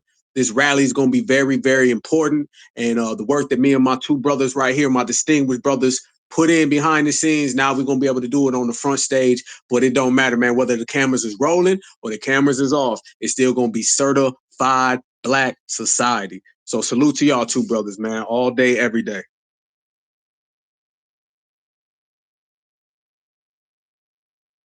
Thank you, brother. Absolutely. DC, y'all. June 15th. We right around the corner. We're almost there. We right around the corner. Standing on FBA business. I sincerely hope to see every single last one of you all there. I understand that some people might not be able to show up, but they will definitely be there in spirit, and that's appreciated as well too. So thank you. We're not gonna be on too much longer. So Sage, because I don't even see Black Alpha. I thought he was gone, so I don't know who's on the stage, I guess. So Simone, no, let Simone go. Simone has had her hand up for a while. I don't know if you can see her. okay. Simone, please. All right. I just had a question about the It's on you. hearing because I don't live far. I sent the email out and I just wanted to know, when should we look for a response back, or should we email and let you guys know who we are on YouTube, so y'all can pretty much, see who's who, or how do we go about volunteering? Because I'm like, I don't live that far from DC. I was like, I could just come by early, or however you guys wanted to do it, to volunteer. And I honestly would volunteer for anything. I didn't know what to pick because I didn't care whatever you guys needed. I was going to volunteer for it. Okay, well, what you can do, because I'm still working on sending out like the mass emails, because it's like dozens of dozens, probably hundreds, to be honest. I haven't even been able to check everybody because more people keep signing up and more people keep doing that. So I have to send out emails to certain people I have not contacted. I've been contacting people for the last like 2 weeks now, 2-3 weeks now, to be honest. So what you can do, Sister Simone, is send me an email. So a DM me your email so I can be able to directly email you and not like have to surf through, since you said that you're just confirming that you're able to volunteer and that you're close. So DM me your email, and with that, then we can get you added onto the list there. Okay. And in a couple of days, sometime next week, in a couple of days, then I'll be just sending out, everybody should have an email in the next few days or so. So if you guys haven't gotten any confirmation, you haven't heard anything back, just be checking your email in the next couple of days or so. It should be coming up. Okay, thank you. You're welcome. Thank you. Sage, do we have anybody else? Afro, we have hold on one second. We have a few in the queue, so I'm gonna let them, add their voices, I guess, to the space real quick, and then we can close it down. All right. It's on you, IGZ Clothing. Yo, what's going on, Afro, Black, Sage? Check out the store. We have some FBA shirts now. Actually, had a lot, a few different designs made, but the guy that I had do the design, it seems like they think that we're from Africa. He had nothing. He made all my designs in African colors and stuff like that, so they're being redone. But I have a few up there right now that you guys will definitely check out. You can definitely wear them on 15th. Okay, thank you. Absolutely, brother. Absolutely. Same. You got anybody? Black skin is amazing. It's Okay, on you. we got more people. Hello. You can be Okay. heard. I just wanted to add. Somebody said that the federal government sanctioned slavery here in America, and that is false. I just wanted to say that the federal government did not sanction slavery here in America. Of course, they had the fugitive slave law, which allowed people to capture escaped slaves, but the federal government did not, back slavery. The Constitution was, in fact, neutral on slavery.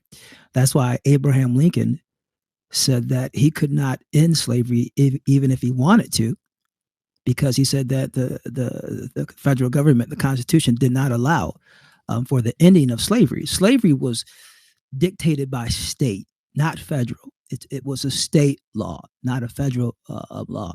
So yeah, I just wanted to add that somebody was saying earlier that the federal government oversaw slavery, and that's simply false. Slavery was always a state matter. That's why when they allowed states in, it was a free state or a non-free state. The whites were arguing back and forth. Should this state be let in as a free state or a slave state? That's because the federal government was neutral on slavery. That's why slavery has always been a state matter, not a federal matter. Again, they had That's a lie. That's a lie. Hold up. Time out. That's a lie. That's a lie. Okay. I was gonna let him finish. Well, That's okay. no. I've heard this before. No. I've heard this. No. We heard this before. We're about to get our reparations right now. We ain't got time to go down this same path. Anybody who's tired of going down the same path with the same lies and the same myths, then y'all come on over here. So we're gonna drop the real facts. All right. It was sanctioned by the United States government. Before you, Black, before you go in there, Black, sir, which state did not allow slavery? Name one. Oregon. We're talking about at the conception of this country. What state from? Well, that's different. That's the 13 colonies. Black Alpha Network is absolutely. Sir, no, hang on. No, sir, listen. Let me just finish my point. Black Alpha Network, love him, but he's completely, absolutely wrong. I'll prove it to you. Frederick Douglass said that the Constitution. No, you won't. Okay. No, you won't. I'll prove it to you. Listen, white supremacy is a global system, and white supremacy dominated and conquered the United States of America. You got something called formal and you got something called informal, okay? Formal is written down on paper, all right? Informal means it ain't written down, but every single person knows what it is. Right now, you ain't allowed to just shoot somebody in the streets and get away with it. But guess what? They do that any goddamn way. So we're not going to get into all the complexities. And this man named a state that wasn't nowhere near the 13 colonies. White supremacy, the treatment of slaves, whether you have shadow slavery, okay, which meant slavery was already finished, but right here where I'm at right now, slavery lasted well past the Civil War, but you don't hear about that. We're not going to allow anybody to get us into these straw man arguments and these debates. Slavery was condoned and sanctioned by the United States government. That's why after the Civil War, the same people from the North in the Union, they came right back down here to the South and they shook hands and they said, okay, the war's over. You put them niggas back on the goddamn slave plantations and I'm going to take my ass back up to the North. We done got our usage out of them. Point blank. You're dealing with white supremacist brethren, white supremacist brothers and sisters. They will make deals, whether on paper or off paper. Let me tell you something about the white supremacists. If you follow all of their little written statements, statements, then you're going to go somewhere completely wrong. You're probably going to think Jesus got blonde hair and blue eyes, okay? You don't follow what they put on paper. You follow what they do. Actions speak louder than words. So when you look at the way brothers and sisters were treated throughout this country, from the 13 colonies to westward ho, when you had 50 states to right now, this very second, white supremacy sanctioned slavery all across the board. And let me tell you why you know that white supremacy was sanctioned by the United States government is because nobody who wasn't for slavery did a goddamn thing to stop it. Checkmate. And I want to add something because he's being very deceptive, and I want y'all to catch this, family. He's being very deceptive by naming Oregon. Okay. Blacks were not even allowed to go to Oregon. So for him to say that slavery wasn't allowed there, you as a black man were not allowed to go there. So you're being very deceptive when you name Oregon. That's being very deceptive. I want to make sure that the family knows that history, okay?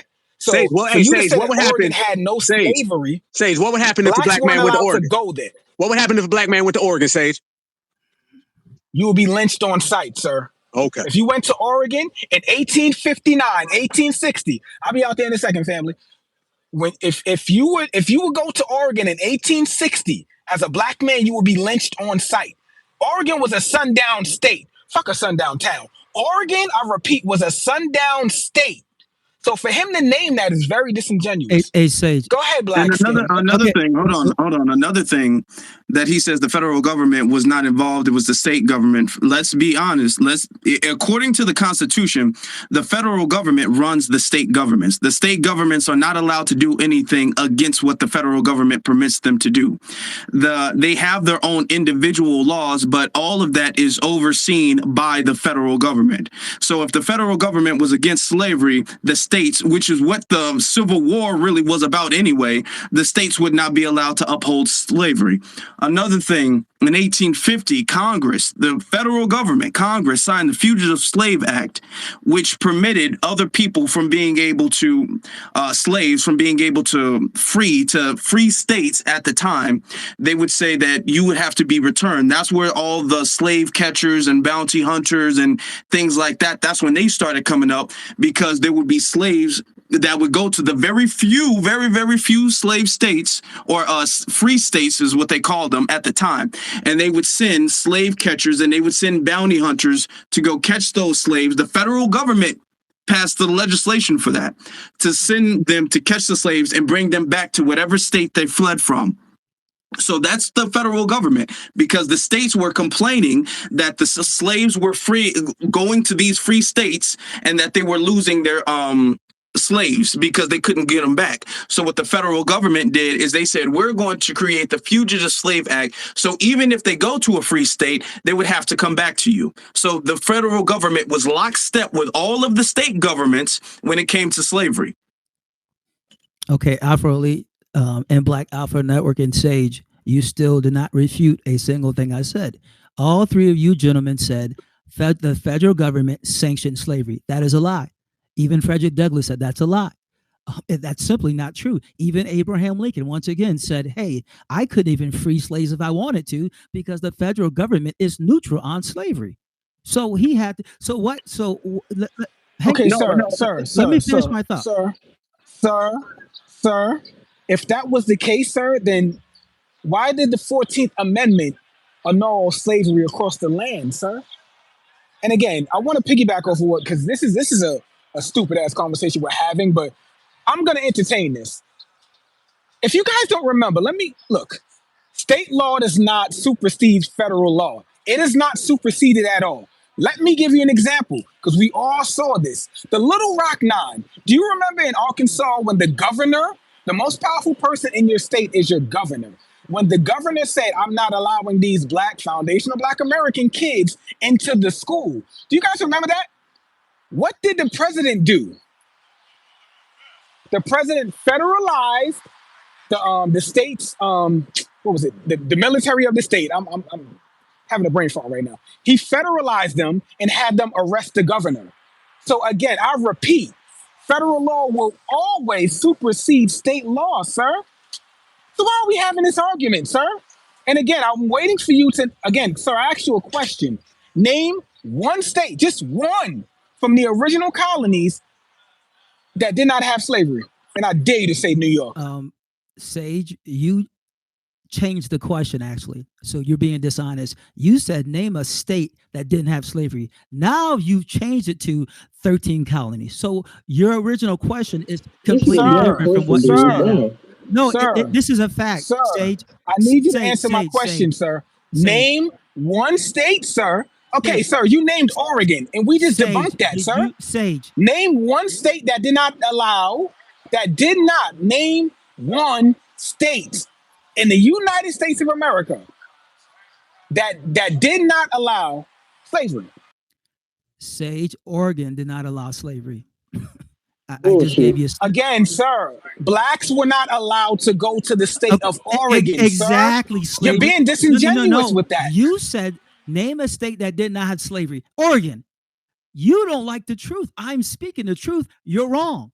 All three of you guys are Sir, wrong. sir, they wouldn't need slavery there, sir. Blacks just ain't allowed. That's not the Sir, question. Your stop again. You're question is no. misleading. Your You're question misleading them, sir. Your question was name a state that did not have slavery. Oregon. That's it. You lose. Move on. I beat you on that. Also, let's get back to the federal government. The federal government did not sanction slavery. Abraham Lincoln said. Okay, sir. The federal government did sanction slavery, sir. That's why we needed amendments, sir. If it was a state's law, we wouldn't need amendment for it, sir.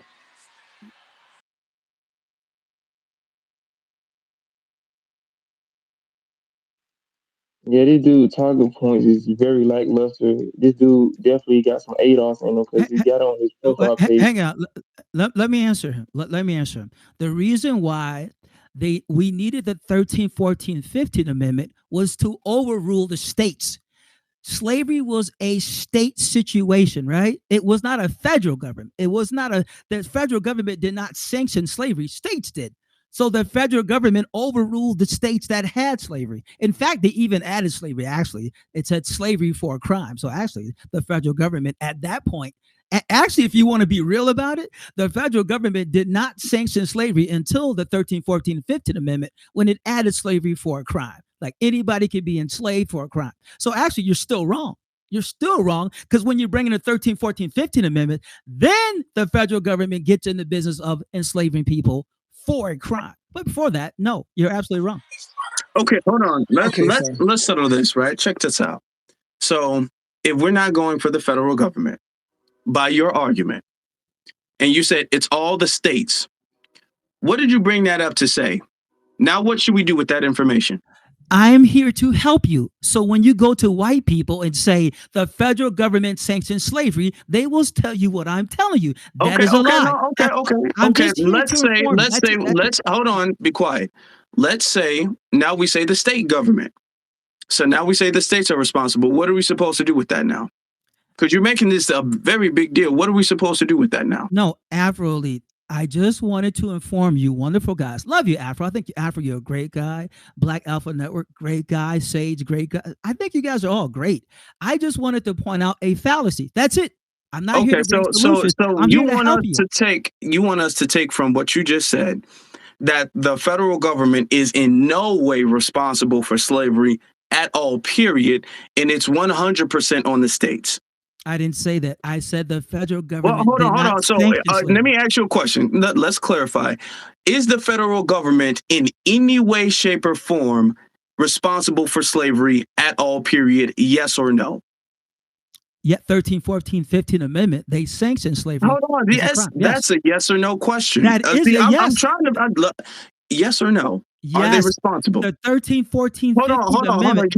Now you're saying yes, but before you were saying no. So it's a yes now? Now it's a yes? The federal government before the amendments did not sanction slavery. Okay, so before the amendments, prior to the amendments, yes, the federal government was nowhere responsible for slavery, is what you're saying. It did not sanction slavery. Is it responsible? I didn't say sanction. No. Is it at any bit at all responsible? sanction is a big difference between responsible. Okay, so you're saying they are responsible?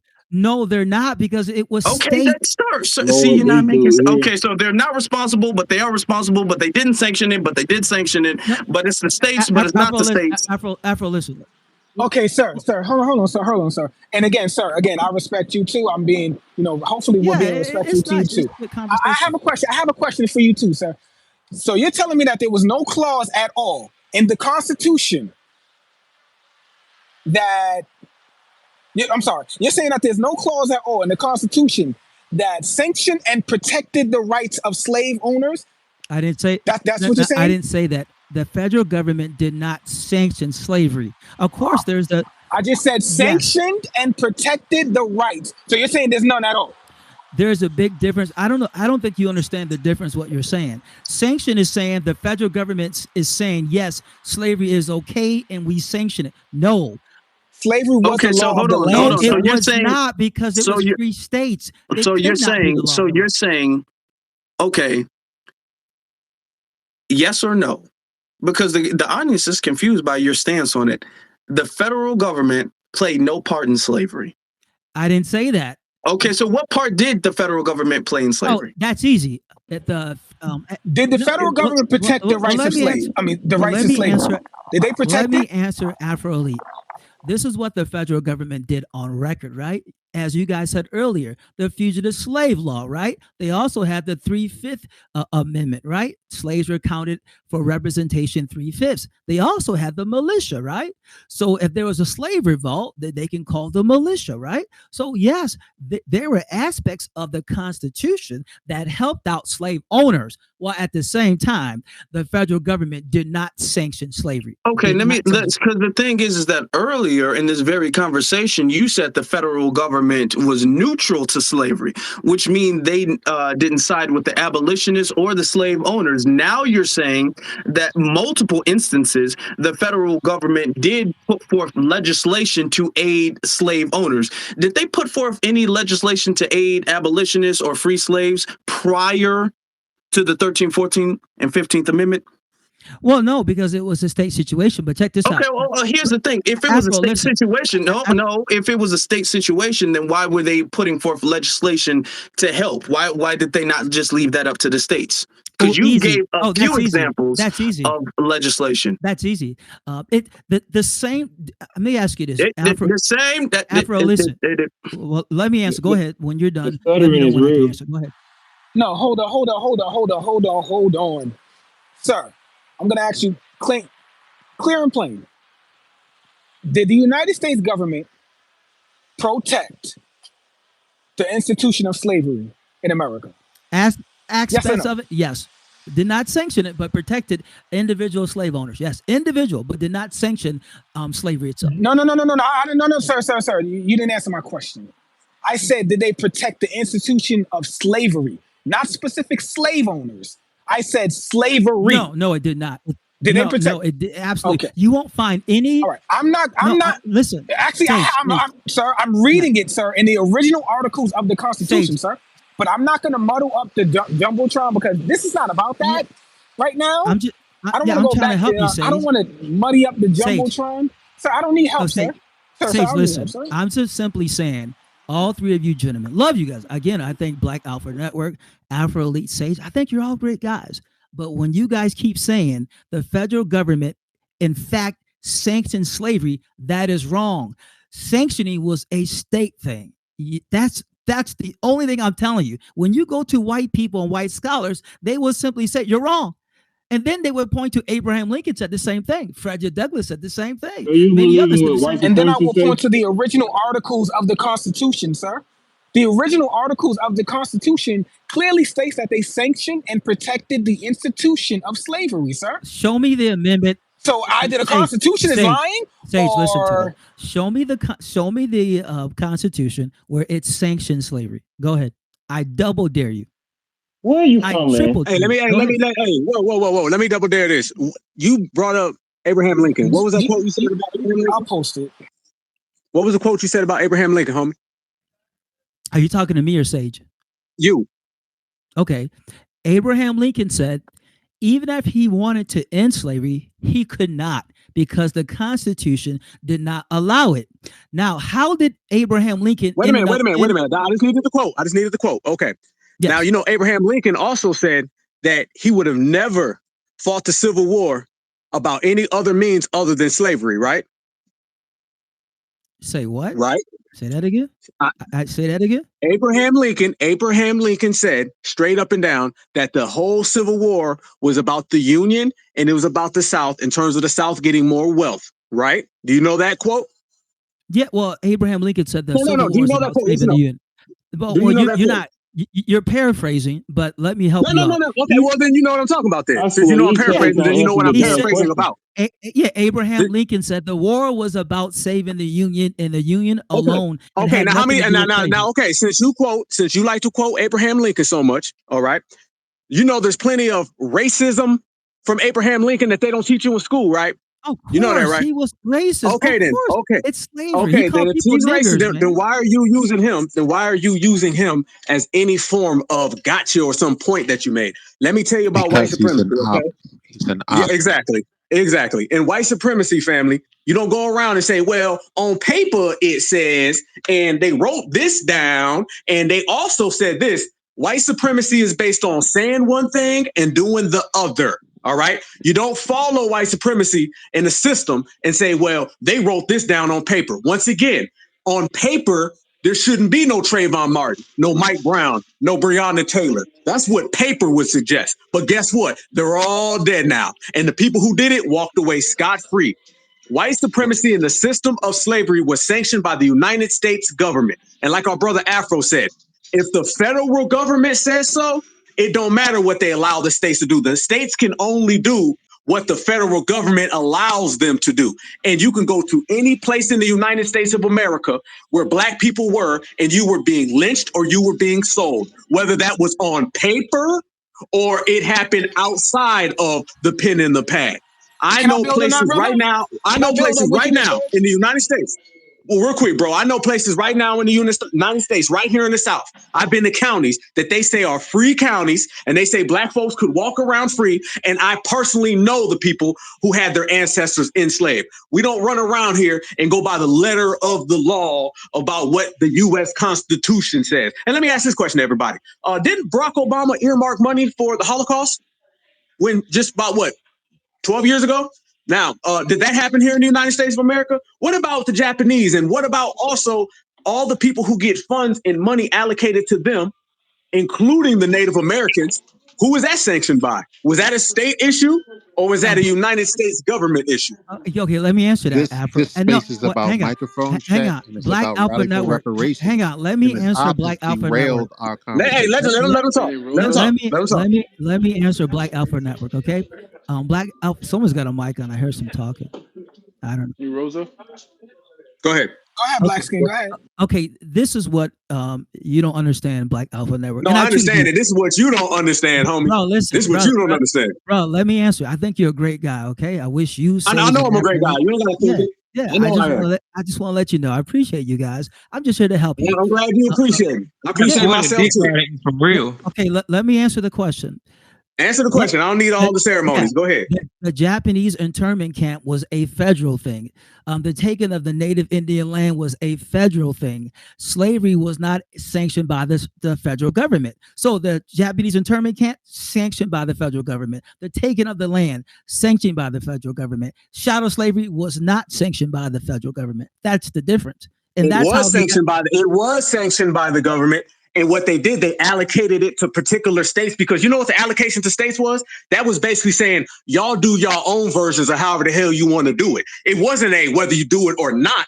It was a matter of your own particular way of doing it. For instance, you have the Democrats and the Republican. One person practices white supremacy with a bite. The other practices it with a bite and a smile and a bite and a growl. It's the same thing. They were allowing these states to practice their own anti-black racism. And then, by the way, not to mention lynching either. Was lynching state or was lynching federal? Or did lynching just go on all the way across the board? Okay. When you start talking about slavery, you're talking about the United States government. Let me tell you something. Anything that goes on within these 50 states is sanctioned by the United States government. Let me tell you this right now. When Black Americans, when we start getting to reparations or we start getting money, no one's going to say, well, that's a state issue, okay? When the government wants to do something, it is by the federal, the top, the upper echelon. You're trying to put white supremacy in a box. Then you're trying to put colonial white supremacy in a box. That ain't how it works. Anything that went on right here in the United States of America went on based on the fact that the United States government as a whole, white supremacy as a whole, came down on Black Americans. Point blank, bottom line. You're really chasing something that you're never going to find if you're just expecting the white supremacists to admit this, brother. I hate to tell you that, but that's just the way the game goes. Well, let me answer your question. Hold on, Black Skin. Hold on, Black Skin. Let me ask you a question. You're asking me too many questions. I want to get to the questions. I didn't ask no questions. I made statements. Okay, Alfred. Okay, Black Alfred Network. You said something completely wrong. Lynching was not. You are aware that we had a civil war, right? What was the reason for seceding? If it wasn't government sanctioned slavery, that is. What was the reason for the South wanting to break off, sir? What was the way of life that they had that we were destroying, sir? Because again, you saying that it wasn't sanctioned by the government, but once the government said, hey, listen, this ain't cool no more. We can't do this no more. You know, the South had to either get with it or they had to secede. Why did they break off? Why did the South break away, sir, if it wasn't sanctioned by the United States government, sir? Please explain that to me. That's a question.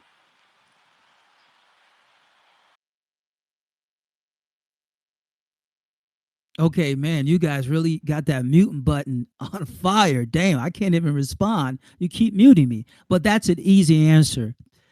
The South never had to succeed. They succeeded because they thought Abraham Lincoln had the power to stop slavery. And Abraham Lincoln even said during the during the debates leading up to the presidency, he kept saying, look, if I become president, I don't have the power. Did you just say they thought? Literally. I am. Abraham Lincoln said it all the time. Well, they're babbling, man. They're babbling. No, sir, listen. Listen, oh my Lord. Okay, you won't let me. Hey, hold on. Hey, he just proved himself wrong. For everybody right here listening, listen to what he just said. He said there's a difference between federal and state, right? When it comes to white supremacy and when it comes to slavery. But then he said that the South was afraid that Abraham Lincoln could stop them. Doesn't that sound like Abraham Lincoln represents federal and the South represented the state? That's what the government sanctioned. Case closed. Checkmate, homie. Checkmate. Done deal.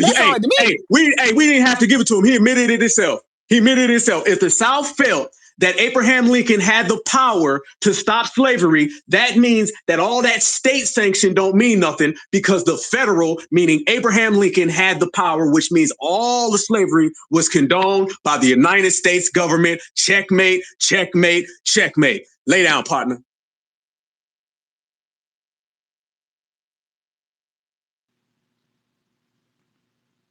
Yeah, he got dropped on his head a couple of times. Any last words, Black Skin? Hang on. Well, hang on. Hey. Damn, brother. Hey, brother. Hey, you wobbling. You hurt. Stop. You hurt right now, brother. Listen, you hurt. That was a body blow. No, I didn't Devontae Davis, this guy. Hey, he just got to Tank Davis. He don't know what to do. Okay, look. I listen, homie. I listened to you, and you just admitted it to me. I was listening. And you told us that the state and the federal don't mean nothing because the South basically said, hey, federal can oversee us. So thank you very much. You proved to us that we were correct the whole time, and everything you saying was really just incorrect. So technically, you were the one in the wrong. We were right. And I'm glad that you allowed me the opportunity to expose you to 100 plus people in here. So it was all about federal over state, like it's always been, especially in the system of white supremacy. And you admitted it. So you agree with me, basically. You just don't know you do, but you did. When you're done talking, let me know, because you guys, all you do is... I will let you know when I'm done talking.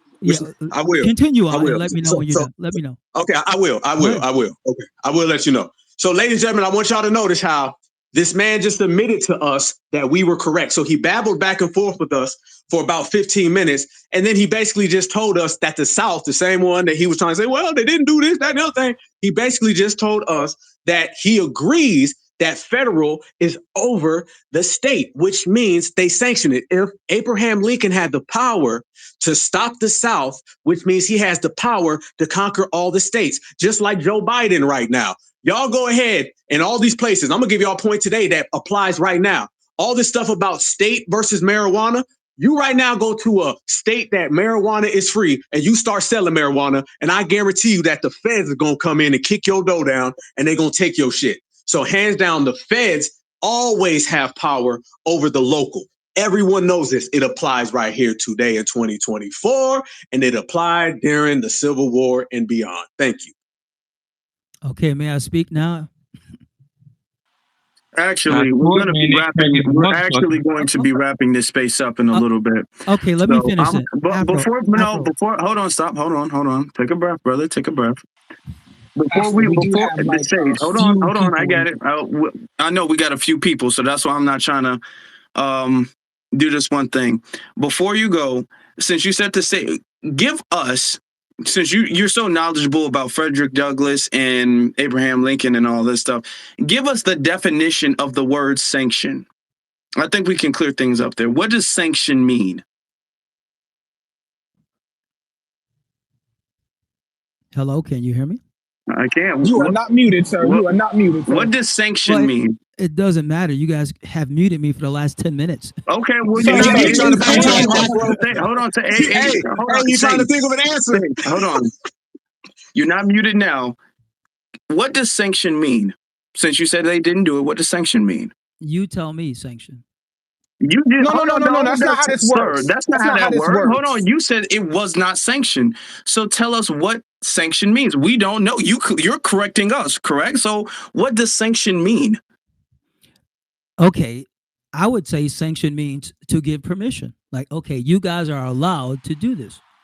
The federal. I believe he asked you for the definition of sanction, sir, not what you believe. Okay. What is the definition of sanction? To give the permission, the sanction. Like, okay, you guys can do this, right?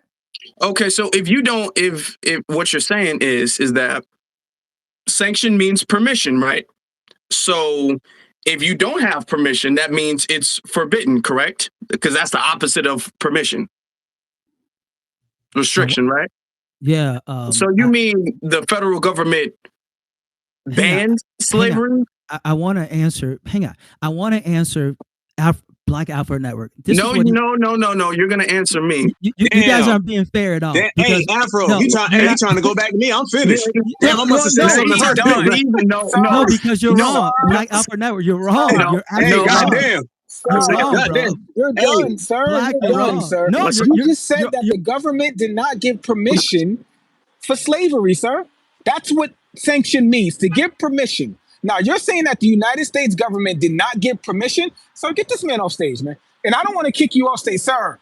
Drop down, sir. You're done. You're done. You're done, sir. We're going to get to some of the other hands. I tried to remove them. I don't know. The space is tweaking for me. He didn't want to answer the question, Afro. He's like, really? I want to answer Black Alpha from 10 minutes ago. No. I want y'all, when y'all listen to this space, y'all go get the playback. What up? Hold on, y'all. I'm sorry. This is New York. I'm sorry. Hold on. Ladies and gentlemen, that is what you call roasting, exposed. No, he didn't waste no time. He just embarrassed himself, family. That's all it is. It's only time wasting when the person don't get roasted properly, and he got roasted properly. He know what it is. He sat there and he admitted to what I told him, and then he sat there and ducked, dodged, jumped over fences and brick walls to get away from Afro Elite. So, ladies and gentlemen, that's what you call a roast, and that's what happens when you come against a bunch of certifieds. He know what it is. He's gonna go home tonight with his little blow up doll, and he's gonna be sitting there trying to tell that story to his blow up doll. Okay, but we got him on that one. That's a winner right there. I want you to hear his voice too. The last time that he was asked the question, right before he got off the stage, hear his voice. He was defeated. I want y'all to go back and I want y'all to hear him when you asked him about sanction and he gave you the definition, and then the man was defeated. And again, I don't want to beat up on. Listen, arguing with, two brothers in a prison arguing doesn't make any sense. Neely Fuller already told us that. So I don't want to argue with another black man about was the government sanctioning slavery. The government allowed slavery to happen. The government okayed slavery. The government approved slavery. If they did not do that, there would not be a need for 14th 15th and so on amendment. There would not have been a need for a civil war. These things would not have happened if the government did not sanction slavery. So again, Facts. for us to go back and forth, it It's a honestly, waste of time. again, it's a waste of time. Now, here's the Because But I thing. don't want y'all because to be Sage, confused, you're right. family. Here's the thing. This is Excel. Shout out to Afro Elite. Shout out to Hold on, Black hold on, hold on, Alpha. brother. Hold on, brother. Just this is the importance of the rally for reparations. Because us on stage, we know this. This is like what 100, almost 200 people up here. We know this. This isn't going to stop us. This isn't going to confuse us. But there might be people out there. He's like, oh no, actually, it was state sanctioned, and that's probably why we didn't get it. We got to go to the states. He's going to confuse other people who are new to the reparations movement. That type of naysaying, that type of steering the boat the other way, trying to make it say, oh, I'm for reparations. It's just not the federal government's responsibility. It's the state's government's responsibility. That's not going to work on us. But somebody who, a young teenager, it is going to work on them because they don't know any better. You'd be like, oh, no, according to the Constitution, it's the state's responsibility. That's going to confuse other people. This is what's called controlled opposition, brothers and sisters. This is why the rally for reparations is so very important. But I know we got a lot of people on. I don't even know who's next. I think Excel was speaking, so you got it, bro. Facto. So shout out to Afro Elite, Black Alpha, Sage, Excel, DJ. But I'm also a real estate agent, so y'all might know me as like Mr. Real Estate Boss. So I'm volunteering for the rally. I just wanted to say, microphone check and rally for reparations, and just wanted to say I'm looking forward for that. Looking forward to that. It's going to be reinvigorating for the culture and for the cause. And I think just what just happened over the last hour, it just I just feel like it just derailed us from what we need to be doing. That dude, I went through his timeline, like he's an op because he's on some ADOS, FBA, like for him to bring that up, I just feel like he wasted our time. I think we should debunk that. But at the same time, I just think, as far as Afro, what you said about control opposition, I believe that's true. I feel like there's time wasting tethers, and if there's someone that's down for the movement and is down for reparations and what we need to do and empower ourselves, we can bring up these type of conversations in private. But if we're on the topic of microphone check, how we can, dispel the lies, the Latino lies, and then we talking about the rally coming in 2 weeks, we got to be focused. We cannot be distracted. I feel he's an op. I feel he's a plant, and we have to look at history, how when we have a strong movement, how ops are planted into the movement to distract us from the focus and the goal. So I'll see y'all in DC. This is Mark D. Roberts, aka XL, and Mr. Real Estate. I love y'all, and I'll say I'll say peace. That's it. Much respect to you, brother. Yes. In short, family, slavery was sanctioned by the United States government. Okay. Do not believe anyone that says otherwise. Okay. I don't know where he got that narrative from, but slavery was sanctioned, allowed, approved by the United States government. Okay. Let's get to the hands. Shout out to brother Marcel. You just missed the whole thing, Marcel, man. You just missed the whole spiel from this dude. Anyway, let's go to the African feminist. It's on you.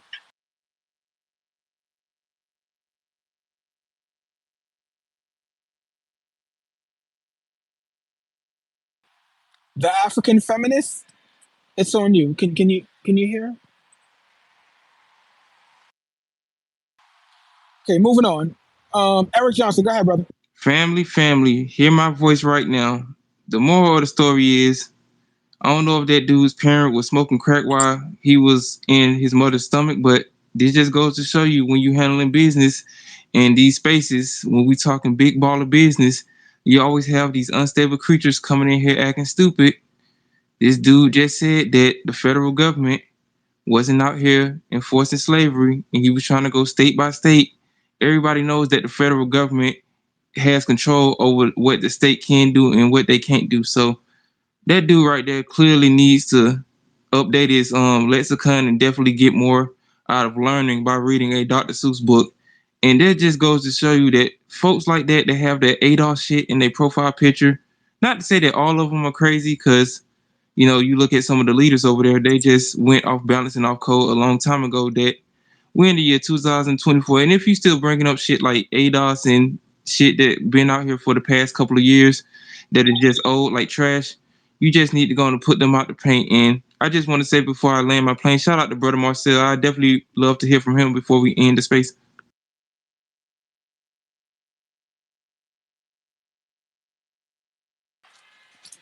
And family, the federal government will always supersede any state law. I want to repeat that. Ring the doorbell. The federal government will excuse me, I'm sorry. Fucking my brother's distracting me. The federal government will always supersede any state law. That's why we have a Supreme Court. It's called the Supreme Court for a reason. It supersedes any state law. So again, I don't know where the confusion is, family. Please do not allow these people to confuse you. Okay? Please do not allow that. Anyway, the African feminist, it's on you.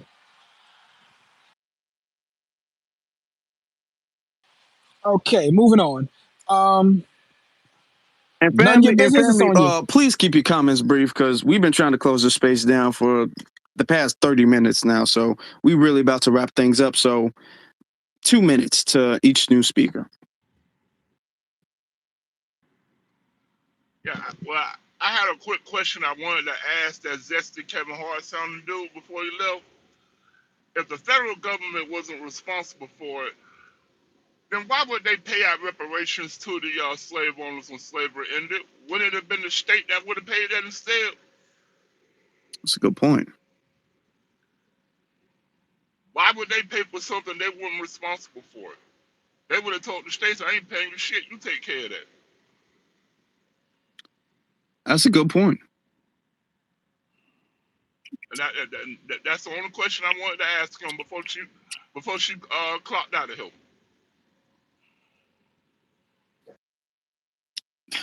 I mean, let's be honest. This man did not believe that the federal government did not sanction slavery. He did not believe that. He knows that to be false, No, but he came in Afro. there and he was He did destructing. believe that. No, he did believe that, Afro. He did. He did. He did. He believed it. He believed everything he said. He believed that the state sanctioned it and not the federal government. But if that's the case, then why would he say they thought that Abraham Lincoln could end slavery? So which one is it, sir? What side of the fence are you on? Can the federal government end slavery or can they not? Which side of the fence are you on, sir? Because you can't be on both. Yeah, he was lying the whole Heat, it's time. on you. He was lying the whole time. Yo, come on. Got to wrap this up now. Heat, it's on you. No, I just wanted to say, somebody already, reimbursed what I was about to say was he was basically a distraction. I don't believe that he believed that. I think he just started to kind of dilute the chemistry of the room sometimes, and that's why I wanted to leave it at. Peace and love, B1.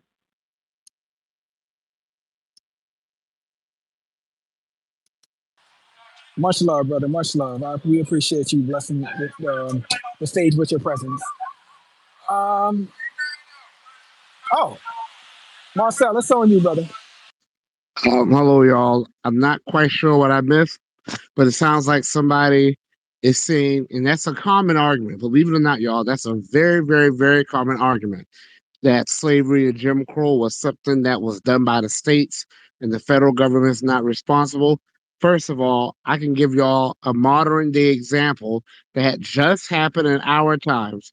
Simone Biles and other gymnasts who were sexually abused by U.S. gymnastics coach Larry Nassar, they're going to get paid $138.7 million by the federal government. Why? Because the federal government failed to investigate their accusations against the coach.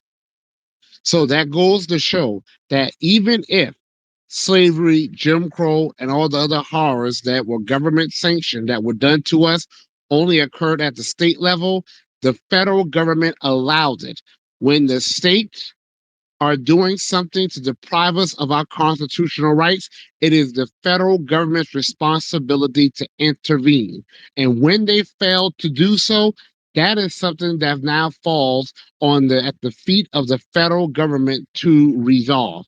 So even if the federal government was not involved with slavery and Jim Crow, and they absolutely were, that's why the federal government was able to stop the transatlantic slave trade.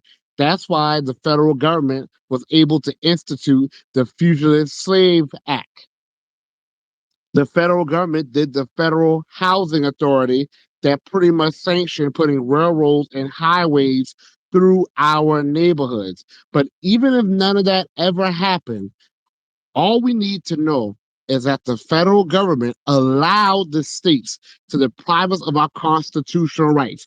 And someone just mentioned how the federal government was able to finally stop slavery by means of the 13th Amendment, 14th Amendment, 15th Amendment that were able to protect our constitutional rights. But here's another example. When Jim Crow and they were integrating public schools, the federal government did that. They even sent troops to make sure that schools would be integrated because they realized it was their responsibility to protect our constitutional rights, and we were being deprived of those rights. So that's a very common argument, and it is still a very wrong take.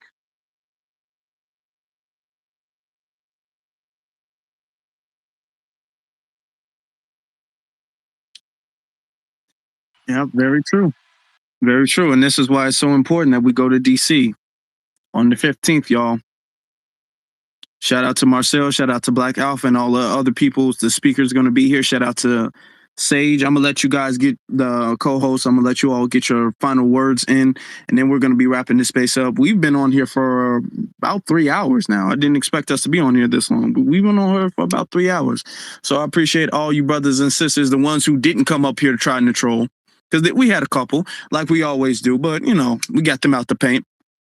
But this is why the rally for reparations is so important, because you're not going to hear any of the speakers come up there with a secret agenda or a secret plot or anything like that. You're going to be around on code, like-minded brothers and sisters. So that's why it's very important that you show up, you bring your kids there, that you support in any way you can. Like I said before, to the volunteers, be expecting an email in the next few days or so you guys can be updated on your task and the event going forward. But I'm gonna let the co-hosts get their final words in.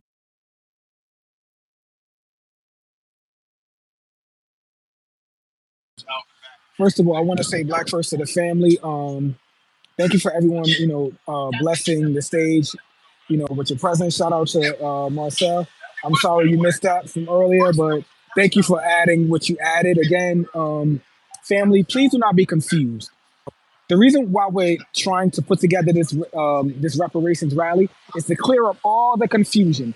All of the speakers, you have 3 of the speakers up here right now. All of the speakers are gonna basically try to map it out for you and make it simple and plain for you. Okay?